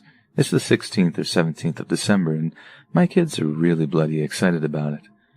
My wee lad is still 5 years old, a true Santa believer, while my daughter had only just turned 9, so they're starting to cotton on that something isn't quite right about the whole thing, but they still sort of want to believe, if that makes any sense. So when they see a hand-painted Christmas light-dripping sign that says something like Santa's Grotto 9 miles, they start going ballistic in the back seat, demanding I take them to see Santa. At first, I straight up refuse. It was a long enough drive without pulling into some lay-by to spend the better part of an hour nattering away with some old fella in a red suit. But the pair of them throw an absolute fit, to the point where I decided I would get far more peace if I just capitulated and let them spend a few minutes indulging their childish imaginations. Like I said, my eldest was just on the cusp of figuring out that Santa was just Mum and Dad sneaking out in the middle of the night to take their presents out of the car boot before stashing them under the Christmas tree. And every time I imagined her getting older, getting wiser, figuring things out, becoming a young adult, it had me choking up like nobody's business. So I suppose I just wanted to enjoy the naivete just a wee bit longer. Besides, once she'd figured out the truth, it was only a matter of time before she spilled the beans to my youngest. And that was a day I most definitely wasn't looking forward to. So after a few more signs like Santa's Grotto 3 miles, I finally see the turnoff that I needed to take to get to the grotto. It takes me down this long, dark dirt track that at first I thought might have been the wrong turnoff. But lo and behold, after about 5 minutes or so, I see another one of those janky hand-painted signs for Santa's grotto. The kids are just about ready to burst at this point, but I make it clear that we're not staying any longer than 10 minutes, and they're to be on their best behavior, leaving when I tell them to leave, lest Santa see what bad little children they are. The threat of coal in their stockings was more than enough to have them promising to be good. Anyway, I expected a quaint little winter wonderland type thing with a few other families milling around, but the place was barely even decorated and looked completely deserted. It was little more than porta-cabin with a few caravans parked around it. Like, I'm not messing when I say whoever was in charge of this place had put more effort into decorating the road signs than the actual site itself. I had a bad feeling from the get-go, but I knew better than to reverse myself and tell the kids to get back in the car. They'd have gone absolutely mental getting so close to meeting Santa, only to be told that I'd just up and changed my mind. So, against my better judgment, I decided to give the place a chance. We walked up to the porta-cabin, which seems to be the place where the grotto was, and knocked on the door. There was no reply at first, so we knocked again, and as we did so, one of the doors to the caravan swings open, and this heavier-set older fellow with a big gray beard sticks his head out and gives me a death stare. I look over at him, and in my curious voice I ask, "We're here to see Santa. Is he around?" I give a quick nod towards the kids as if to say the fella, who I was guessing was the one playing Santa, to get himself together so the kids wouldn't throw a fit. He doesn't say a word at first.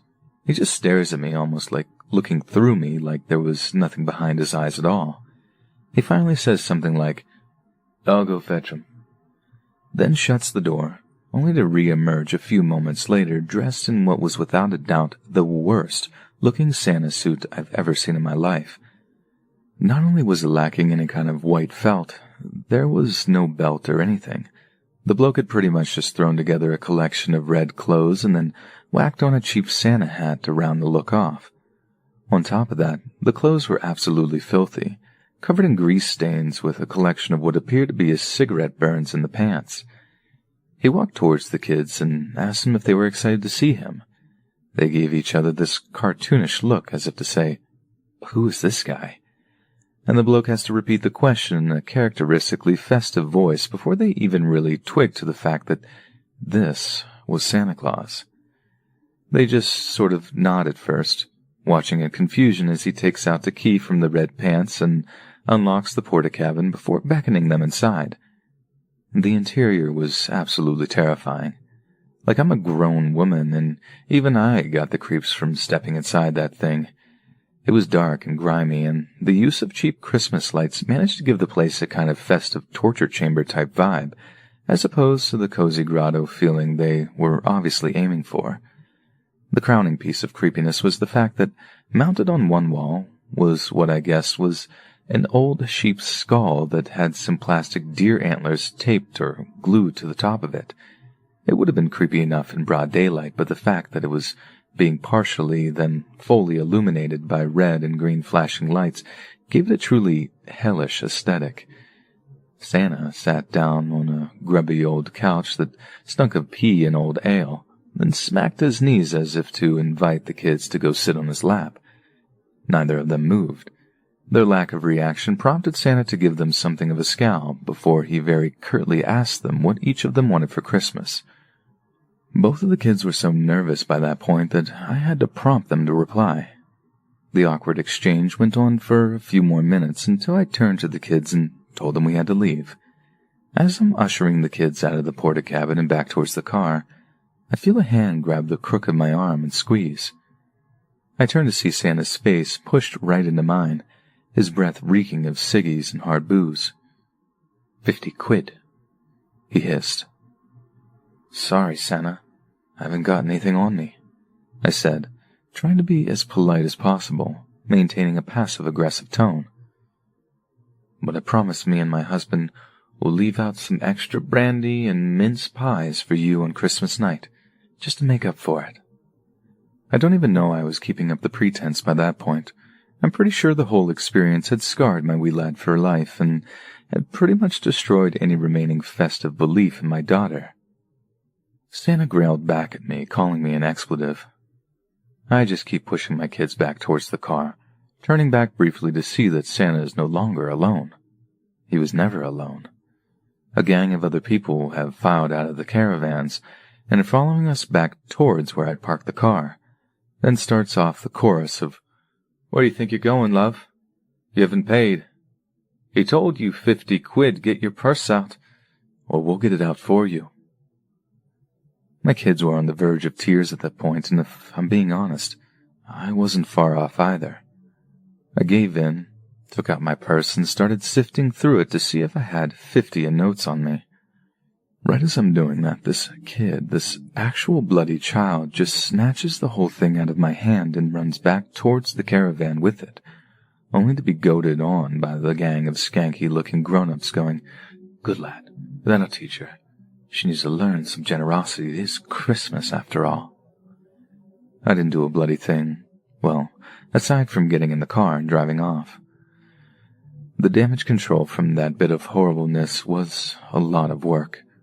I'm pretty sure it was the singular event that broke my eldest kid's belief, and we had to reassure my youngest over and over that he was just a bad man pretending to be Santa, and that the real Santa would most definitely be putting him on the naughty list for what he'd done. But honestly, I think it's me that belongs on the naughty list for putting my kids in that position in the first place, and for putting myself in the most terrifying Christmas-related event I'd ever gone through. Far, far scarier than my first Christmas with my mother-in-law, if you can believe that. Allow me to explain. I was a senior in high school at the time, and I was definitely not a popular kid. My friends and I were the oddities of the school, the few people who dared to defy the norm. It was them who told me about the deep web, a place on the internet where you are completely unwatched, anonymous, capable of doing whatever you wanted. Of course, I was intrigued. Most of my friends just used it to buy drugs, but I thought a little bit bigger. I wanted to know what happened in the darkest parts of the deep web, whether or not my friends were telling the truth when they talked about horrible fetish sites and assassins you can hire to kill anyone you'd like. Of course, I wasn't planning on using any of it. It was the mystery of it all that fascinated me. Going onto these sites would be like peering into a world only a few have ever seen, like an entirely new experience. At the time, I was tired of the monotony of life. I would get up at the same time every day, go to school, attend the same classes, talk to the same people, go home, play video games, do homework, go to sleep, and then repeat. I wondered if other people got tired of that. Anyway, it took me a while to actually dive into the deep web. As fascinated as I was, I had been warned of what could happen to me. Who isn't afraid of being threatened by hackers or stalked by some creep you pissed off online? That kind of shit kept me from actually going on the deep web. Until the day I manned up and decided that it was time. It was time to delve into the underbelly of the internet. Time to see a world that I'd only ever dreamed of. For the first week or so, it was fucking boring. It was just drug sites and stuff where people exposed government secrets, or whatever. Nothing as dark as I expected. I wasn't really into politics. I don't even do drugs. So that was useless to me.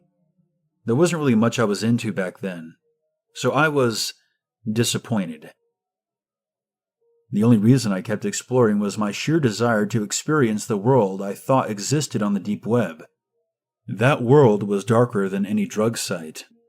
That world had murder, torture, and all sorts of nasty shit. I eventually got my wish. The site didn't have a name. I thought it was a broken link for a bit, since it only led me to a black screen. Right before I could click out, however, a chat box opened up on the screen. Someone using the name admin typed in the chat box saying, "Congratulations. You found the worst place on the fucking net."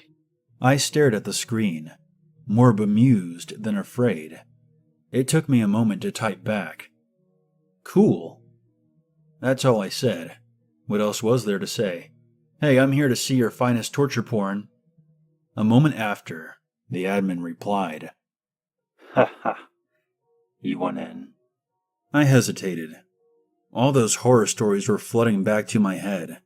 But it was too late to chicken out now. This is what I came for. Even if I just clicked out at the first sign of danger, I had to see what was there. I had to know. Not allowing myself to stop, I hesitantly typed back, "Yeah." The chat box closed, and I was led directly to what looked like a video, with another chat box next to it. There were around 5 other people there, each eagerly waiting for something. The video was in black and white, and showed a small room. The only thing inside was a wooden chair. After around 5 minutes of waiting, the door to the room opened, and a man was shoved inside. He was blindfolded and only had on a pair of black briefs. He was followed by a woman. She was dressed in all black, and her face was covered by a mask. In an instant, the chat room went wild. I almost closed the window to spare myself, knowing immediately where this was going. But again, I told myself that this was what I wanted. Maybe not the torture, but the window into the very worst parts of the world. The woman pulled a knife from her pocket and cut off the man's blindfold as she shoved him into the chair. He didn't struggle, and once his eyes were visible I could see why. It looked as if he had been drugged. Resisting was impossible. I frowned, glancing to the side. This was fucked up. I knew this was fucked up. My conscience told me to call the cops, or at least click off. But I forced myself to watch. She turned to the camera, pointing the knife at the man's throat. One of the people in the chat typed, "One of the fingers. Cut off one of his fingers." I clenched my hands into fists, taking in a sharp breath. Was this really fucking happening? Was I going to watch this guy get mutilated, as a small crowd of people watched in glee? I felt like throwing up, a feeling that only worsened when the woman nodded, and then turned to the man, grabbing his limp hand and carefully slicing off one of his fingers. Blood spurted from the wound, and the man moaned in pain, but he couldn't fight back. Breathing heavily, I hovered my cursor over the X, planning on getting the fuck out of there. But I didn't. The woman looked unsatisfied, as if she thought the people in the chat could do better. Another person called for her to slice up the man's arm, and she complied. He was bleeding heavily now, clearly in deep pain. But these people were fucking sick. They were cheering her on from the chat, suggesting new and painful tortures for her to inflict. Eventually, I stopped breathing heavily. I stopped feeling sick. Actually, it was starting to grow on me. By the end, the man was on the ground, covered in blood. I watched this for around half a minute. The people in the chat were starting to die down. They inflicted enough pain. They had their fun. Funny, I thought. How it was all over just when I was getting into it. I smirked. How exciting. This was better than any game I could play. Much better than any fucking class I could attend. Better than sitting with a group of fucking nobodies pretending like I cared for a goddamn second about them. This was the world I wanted to see. This was darkness. This was the underbelly. This was reality. Fucking end him. I typed in the chat for the first time. She nodded for the last time, bringing the man to his feet before slowly dragging her blade across his throat, sending more of his blood spurting out. Once it was done, she dropped him, and he fell to the ground, a lifeless husk. The people in the chat started complimenting the torturer, talking about how it had been another good time, starting to set the date for the next showing. On screen, the woman left the room, leaving the corpse behind. Of course, I quickly wrote down the date for the next showing. This was going to be a part of my life now. I was going to be a part of something bigger. I was going to command the death of these people. What a rush. So yeah, I still love the deep web. I'm in college now, and now I'm even more immersed in the deep web. I've seen shit some people would freak out just knowing exists. I finally broke the monotony of life. Isn't it inspirational? How one high schooler defies the inherent boredom of his life by discovering his true passion? I love the deep web. If any of you guys watching this have been to or live in Northern California like me, we can all agree that there really is a lack of scary spots or paranormal activity in general. The Winchester Mystery House is still standing, but it's essentially transitioned into a tourist trap. It has tour guides and a gift shop now. Really takes the scare factor out of it. There are plenty of high crime or sketchy areas around here, but what I'm about to talk about is something completely different. What my friends and I encountered that night is something that still haunts me to this day. It was the middle of spring break that year, and my friends and I were bored out of our minds. Our flight to Miami got cancelled last minute, and we knew we were going to be at home for a bit longer. We were a bunch of bored teenagers longing for an adventure. We knew that we were bound to make a series of stupid decisions after this, but hey, we were young. It's what you do. Eventually, I was scrolling through TikTok, and I came across a pretty viral video on my For You page. The TikTok was part of a series on paranormal places and legends across America, and this legend was apparently based in San Jose, California, the closest major city to us. The TikTok described a tale of a tribe, if you will, of albino ghost-like people who come out at night and prey on unsuspecting travelers. They were known to perform various satanic activities and rituals. Some even blamed them for the mysterious disappearances of people on those mountains they reside in. Legend says that the blood albinos who lived there were cursed or were demonic beings from another plane of existence. Other online articles talked about a set of screaming ghost-like creatures who would sweep people away in weird ways. Many other people online even mentioned hearing loud, shrill shrieking noises every time they drove by there after sunset. I even found a news article from a rather credible news site mentioning the disappearance of a young man in those same hills. The man was a young, healthy hiker and had seemingly no reason to disappear like that. The police still haven't found his body to this day. But after doing a bit more research online on blood albinos, I came to the conclusion that it was probably some sort of weird cult or drug group up in the hills. I assumed the hiker's disappearance could have just been a plain coincidence. Urban legends are very easy to spread online, so I brushed it off as another dumb myth. I brought it up to 3 of my friends, and we laughed it off. All of us were skeptical of the fact that there are so-called blood albinos, and we thought it was another stupid online myth. Most of my friends, including myself, were never into paranormal activity. We never even believed in ghosts in the first place, so it was quite interesting that we were even talking about this in the first place. But my friends and I were eager for an adventure. We were bored out of our minds, and we were all blown away by how close this legend was to us. The so-called cursed mountains were only about 10 minutes away. We had way too much time on our hands, and we wanted to check out what was up there. We wanted to be the ones that would prove that there were no such blood albinos up there, and this was just a normal hill. If all else failed, then at least my friends and I would find ourselves a good smoke spot up there. The area seemed extremely remote, and we knew that no cop would be up there. Figuring we had nothing better to do, we set off at around 2 a.m. Coming with me were my friends Taylor, Kevin, and Jaime in the driver's seat. The things we brought with us included flashlights, phone chargers, and a few recreational drugs of our choice. We set our GPS to Hicks Road, San Jose, California, and we drove off. As we started driving up the hills, everything seemed pretty normal. The twisty mountain roads were nothing too atypical, and we seemed to be going past a water reservoir. At this point, we let our guard down completely. We even started cracking jokes on how stupid this idea was and how people are afraid of everything.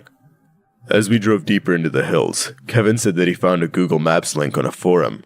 The link would guide you to a set of coordinates where supposedly the blood albinos were. We decided to say hell with it and go over to the coordinates. Every part of me told me that this was a horrible idea, but hell, my judgment was horrible at the time. But as we got there, things started to get legitimately eerie. There was no cell phone signal, and we were out in the woods at 3 a.m. If we screamed or cried for help, no one would hear us. Despite our gut feelings, we kept driving. As we reached the house, there was an extended driveway that stemmed from the main road. There were no house numbers, no streetlights, and no blood albinos either. As disappointed as we were still eager to explore the houses. We all got out of the car. Kevin and Taylor pulled out a joint, while Jaime and I went over to explore the house ourselves. As Jaime and I ventured throughout the houses, we didn't see anything too out of the ordinary. Graffiti, litter, and booze bottles were among the things we found there. Nothing too atypical for an old house. There was a star of Satan painted on the ground, but we didn't think much of it. Anyone could have put that there, especially a bored group of teenagers like us. There were a few more old sheds and structures, but again, it wasn't anything unusual.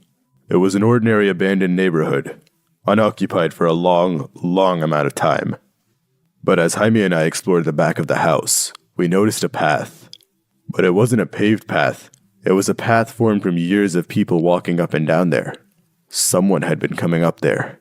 Naturally, Jaime and I decided to explore the path. As we went down there, we heard a loud, ghastly yell. It sounded like a person, but it wasn't at the same time. The shrieks were almost controlled, almost like they were talking to someone. Whoever was making this noise sounded angry, almost territorial. We shined our flashlight roughly where the sound came from. We noticed a deer lying dead on the ground. It was dismembered and mutilated. At first, Jaime and I passed it off as a mountain lion attack. There are a lot of pumas in the hills, but the shrieks didn't sound like a deer or a mountain lion at all. And considering mountain lions drag their prey away, it made no sense why a mutilated deer was lying there. It just didn't add up.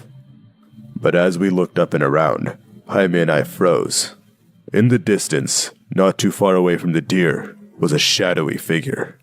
We could barely make it out in the darkness, but as a reflex, I shined my flashlight at the figure. I thought it was Kevin trying to prank me. But as the light reflected, we realized the humanoid figure wasn't Kevin. It seemed to be some sort of creature that stood up on 2 legs. Something about it seemed human and not human at the same time. It had paper white, pasty skin, and its eyes seemed to be a bloodshot red. I wanted to believe it was some crazy homeless person or crackhead in the woods, but the way this thing moved, it wasn't human. It was unlike anything we'd ever seen before.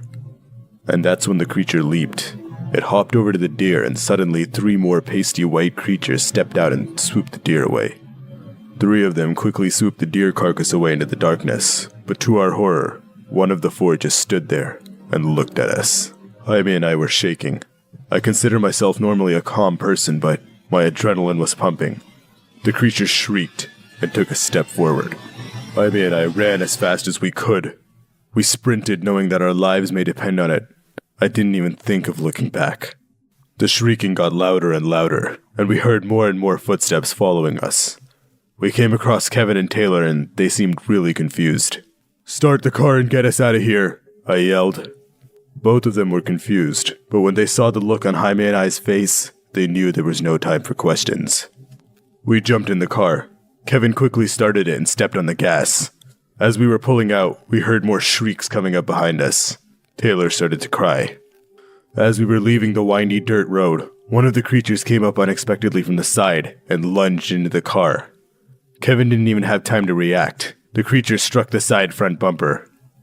None of us even wanted to think about turning back and seeing what we struck, but I managed to look through the rear window and saw it. The albino was completely unfazed. Didn't seem to be hurt by the moving car. It just stared at us menacingly as we drove away. When we got back to the main city, we explained to Kevin and Taylor what exactly happened. We debated calling the police, but we knew that for 1, we would be incriminating ourselves for the drugs in our car, and 2, the police would never believe us. The car had a massive dent in the front bumper from the collision. Unfortunately, a big dent in the front bumper isn't enough to prove the existence of blood albinos. We rarely have talked about this. Jaime and I have mentioned it once or twice briefly, but we would both immediately stop talking about it. Kevin and Taylor were skeptical at first, but when they saw how frightened I was, they took our word for it. Let this be a message to anyone who wants to visit the Hicks Road in San Jose. Bring a friend. and go at daytime. You do not want to meet whoever we encountered there. The time this story happened was only a year ago, me being 15 and living with, at the time, just my mom and my 10-year-old brother. My dad was staying somewhere else for the time being. At this time in the story, we were moving from house to house, financially not very stable, but getting by. We had found a house conveniently right next to one of the largest cemeteries in town, and I didn't mind it, but both my brother and my mom found it creepy. The house had 3 stories if you included the basement. Something about that basement scared me. It always felt like something or someone was down there, and that whole year we lived there, I never stepped foot down there. Not once. To give some context, my room was upstairs. There were 3 rooms up there, and I'll tell you how it looked for the sake of the story. There was the staircase that went up to a landing, and then a smaller staircase leading to the 2nd floor. My room was the first thing that you saw. My brother's room was to the right of it, and the extra room was to the left. My mom kept the extra room locked, saying that it was unsafe to be in there. Everything about this house felt wrong. According to both of my parents, the house was extremely old, being built in the 1800s. It was freaky. All the doors had those creepy old keyholes, and the way that the house was structured seemed unnatural and weird. The turns and placement of rooms was odd, only making the house seem creepier. I never minded it until this happened. I had been texting my friend Chloe before deciding to set my phone down and finally get some sleep. I don't remember what time it was, but it was late. I fell asleep rather quickly, being worn out from school and stress. However, I'm a light sleeper.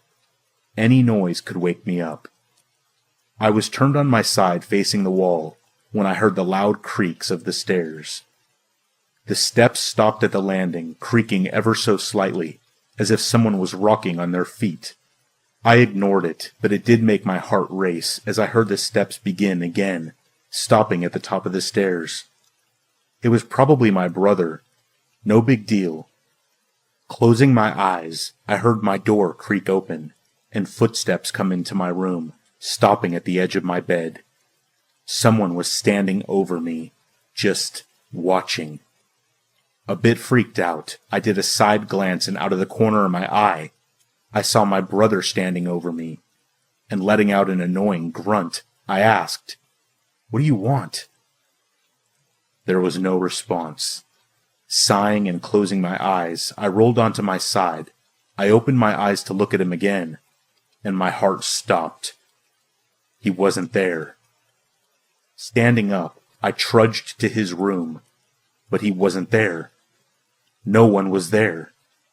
After that, I felt uneasy as I turned to go back to my room, but I froze. That door that was always locked was open. Did he go in there? I remember going in and grabbing my phone, turning on the flashlight and just standing there, staring at my floor. Something felt so wrong. My gut told me that I wasn't alone. There was someone in there with me, and they were not good. Slowly I went to shine my light into the room to see if my brother was there. There was nothing. At this point I heard my heart pounding in my ears as I shut the door, quietly going back to my room. I told myself it was my imagination as I laid back in bed and closed my eyes. I fell asleep eventually, silently muttering prayers under my breath to put my mind at ease. I did question my brother the next morning if he had gone upstairs, but he just told me no. Ever since that night, every night I hear footsteps coming from upstairs, and they stop at my door. I began to have nightmares of a very tall man coming up from the basement and to my door, peering his pale face inside to look at me with his unnaturally wide and terrifying smile. Not only that, but the door that my mom kept locked since then would be found wide open almost every morning I woke up. Something was wrong with that house, and I'm just glad we don't live there anymore. I'm ashamed to say it, but it needs to be said. I screwed up on my job, and a man died because of it. Not just a man I was being paid to protect. Usually I can be forgiven for making a mistake on my first job. However, when it's your first job protecting another man from outside dangers, one mistake can be the last. In retrospect, hindsight, whatever word you use, I wish I'd never agreed to taking the job. Just being a large-built man with a license to carry doesn't make you qualified to be a private security. This all being said, I took the job. The client losing his life is a direct result of my negligence. Maybe if I discuss what happened, I can relieve myself of a small amount of this burden. However, I can assure you I know the guilt will never truly fade away. The job came out of nowhere. Mike, a close friend of mine, had been a bodyguard on and off for years.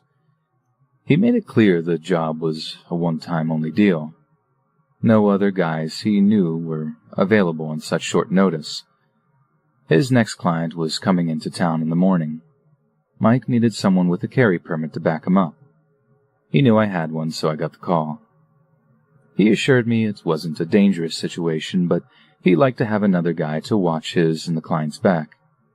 I was somewhat nervous initially, but the money I was offered was too good to pass up. We met up at his place later that night. He gave me a rough outline of what I was expected to do. Once it had been all laid out before me, it seemed simple enough. Although this would be his first time with this particular client, he assured me once more it would be simple.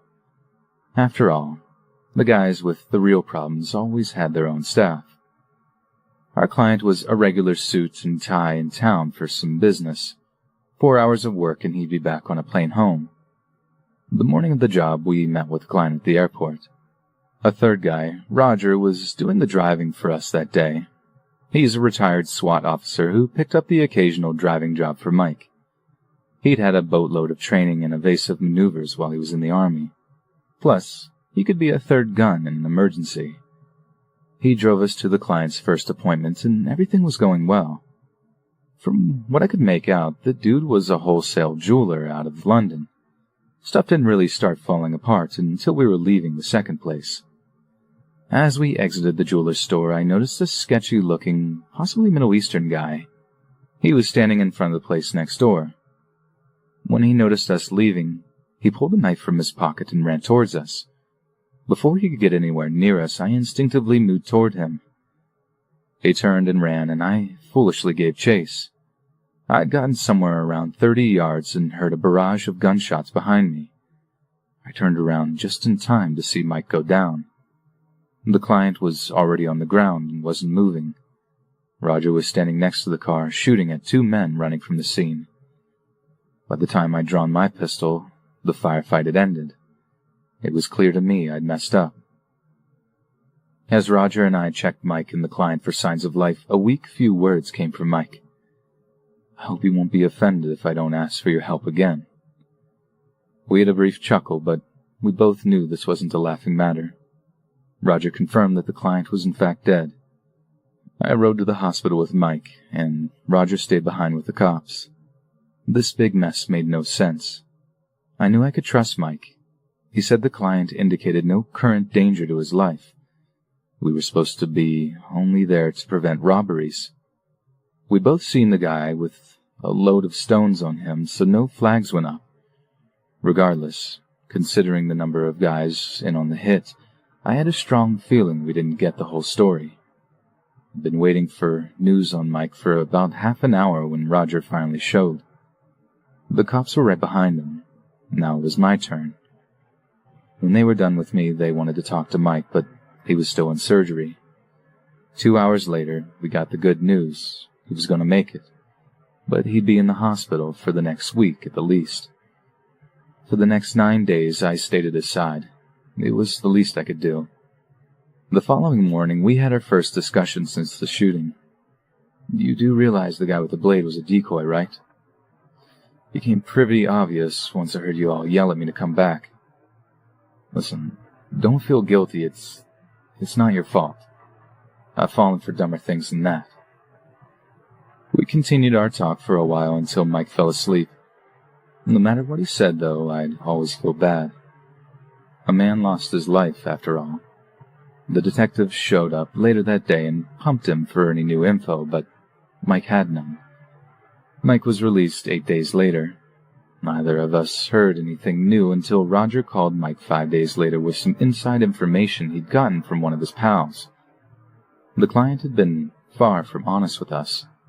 He had hired us because he was involved in a deal with some men in which he screwed them out of $100,000. They had made it known if he was to return to the States, he'd be whacked. If Mike would have known this beforehand, he wouldn't have taken the job. That's likely why the dirtbag kept it quiet.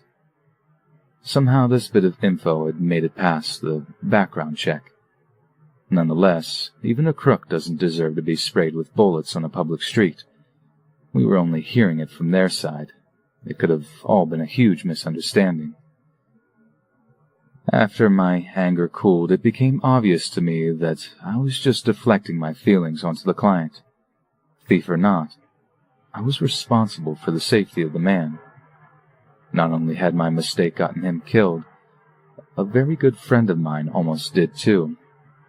When Mike's back in fighting shape, I'm sure he'll return to security work, albeit in a slightly more careful manner. I'm just glad he's still kicking. I hope he gets someone in the future far more competent than myself. When it comes to me, I think I'll stick to construction. It appears to be a whole lot safer.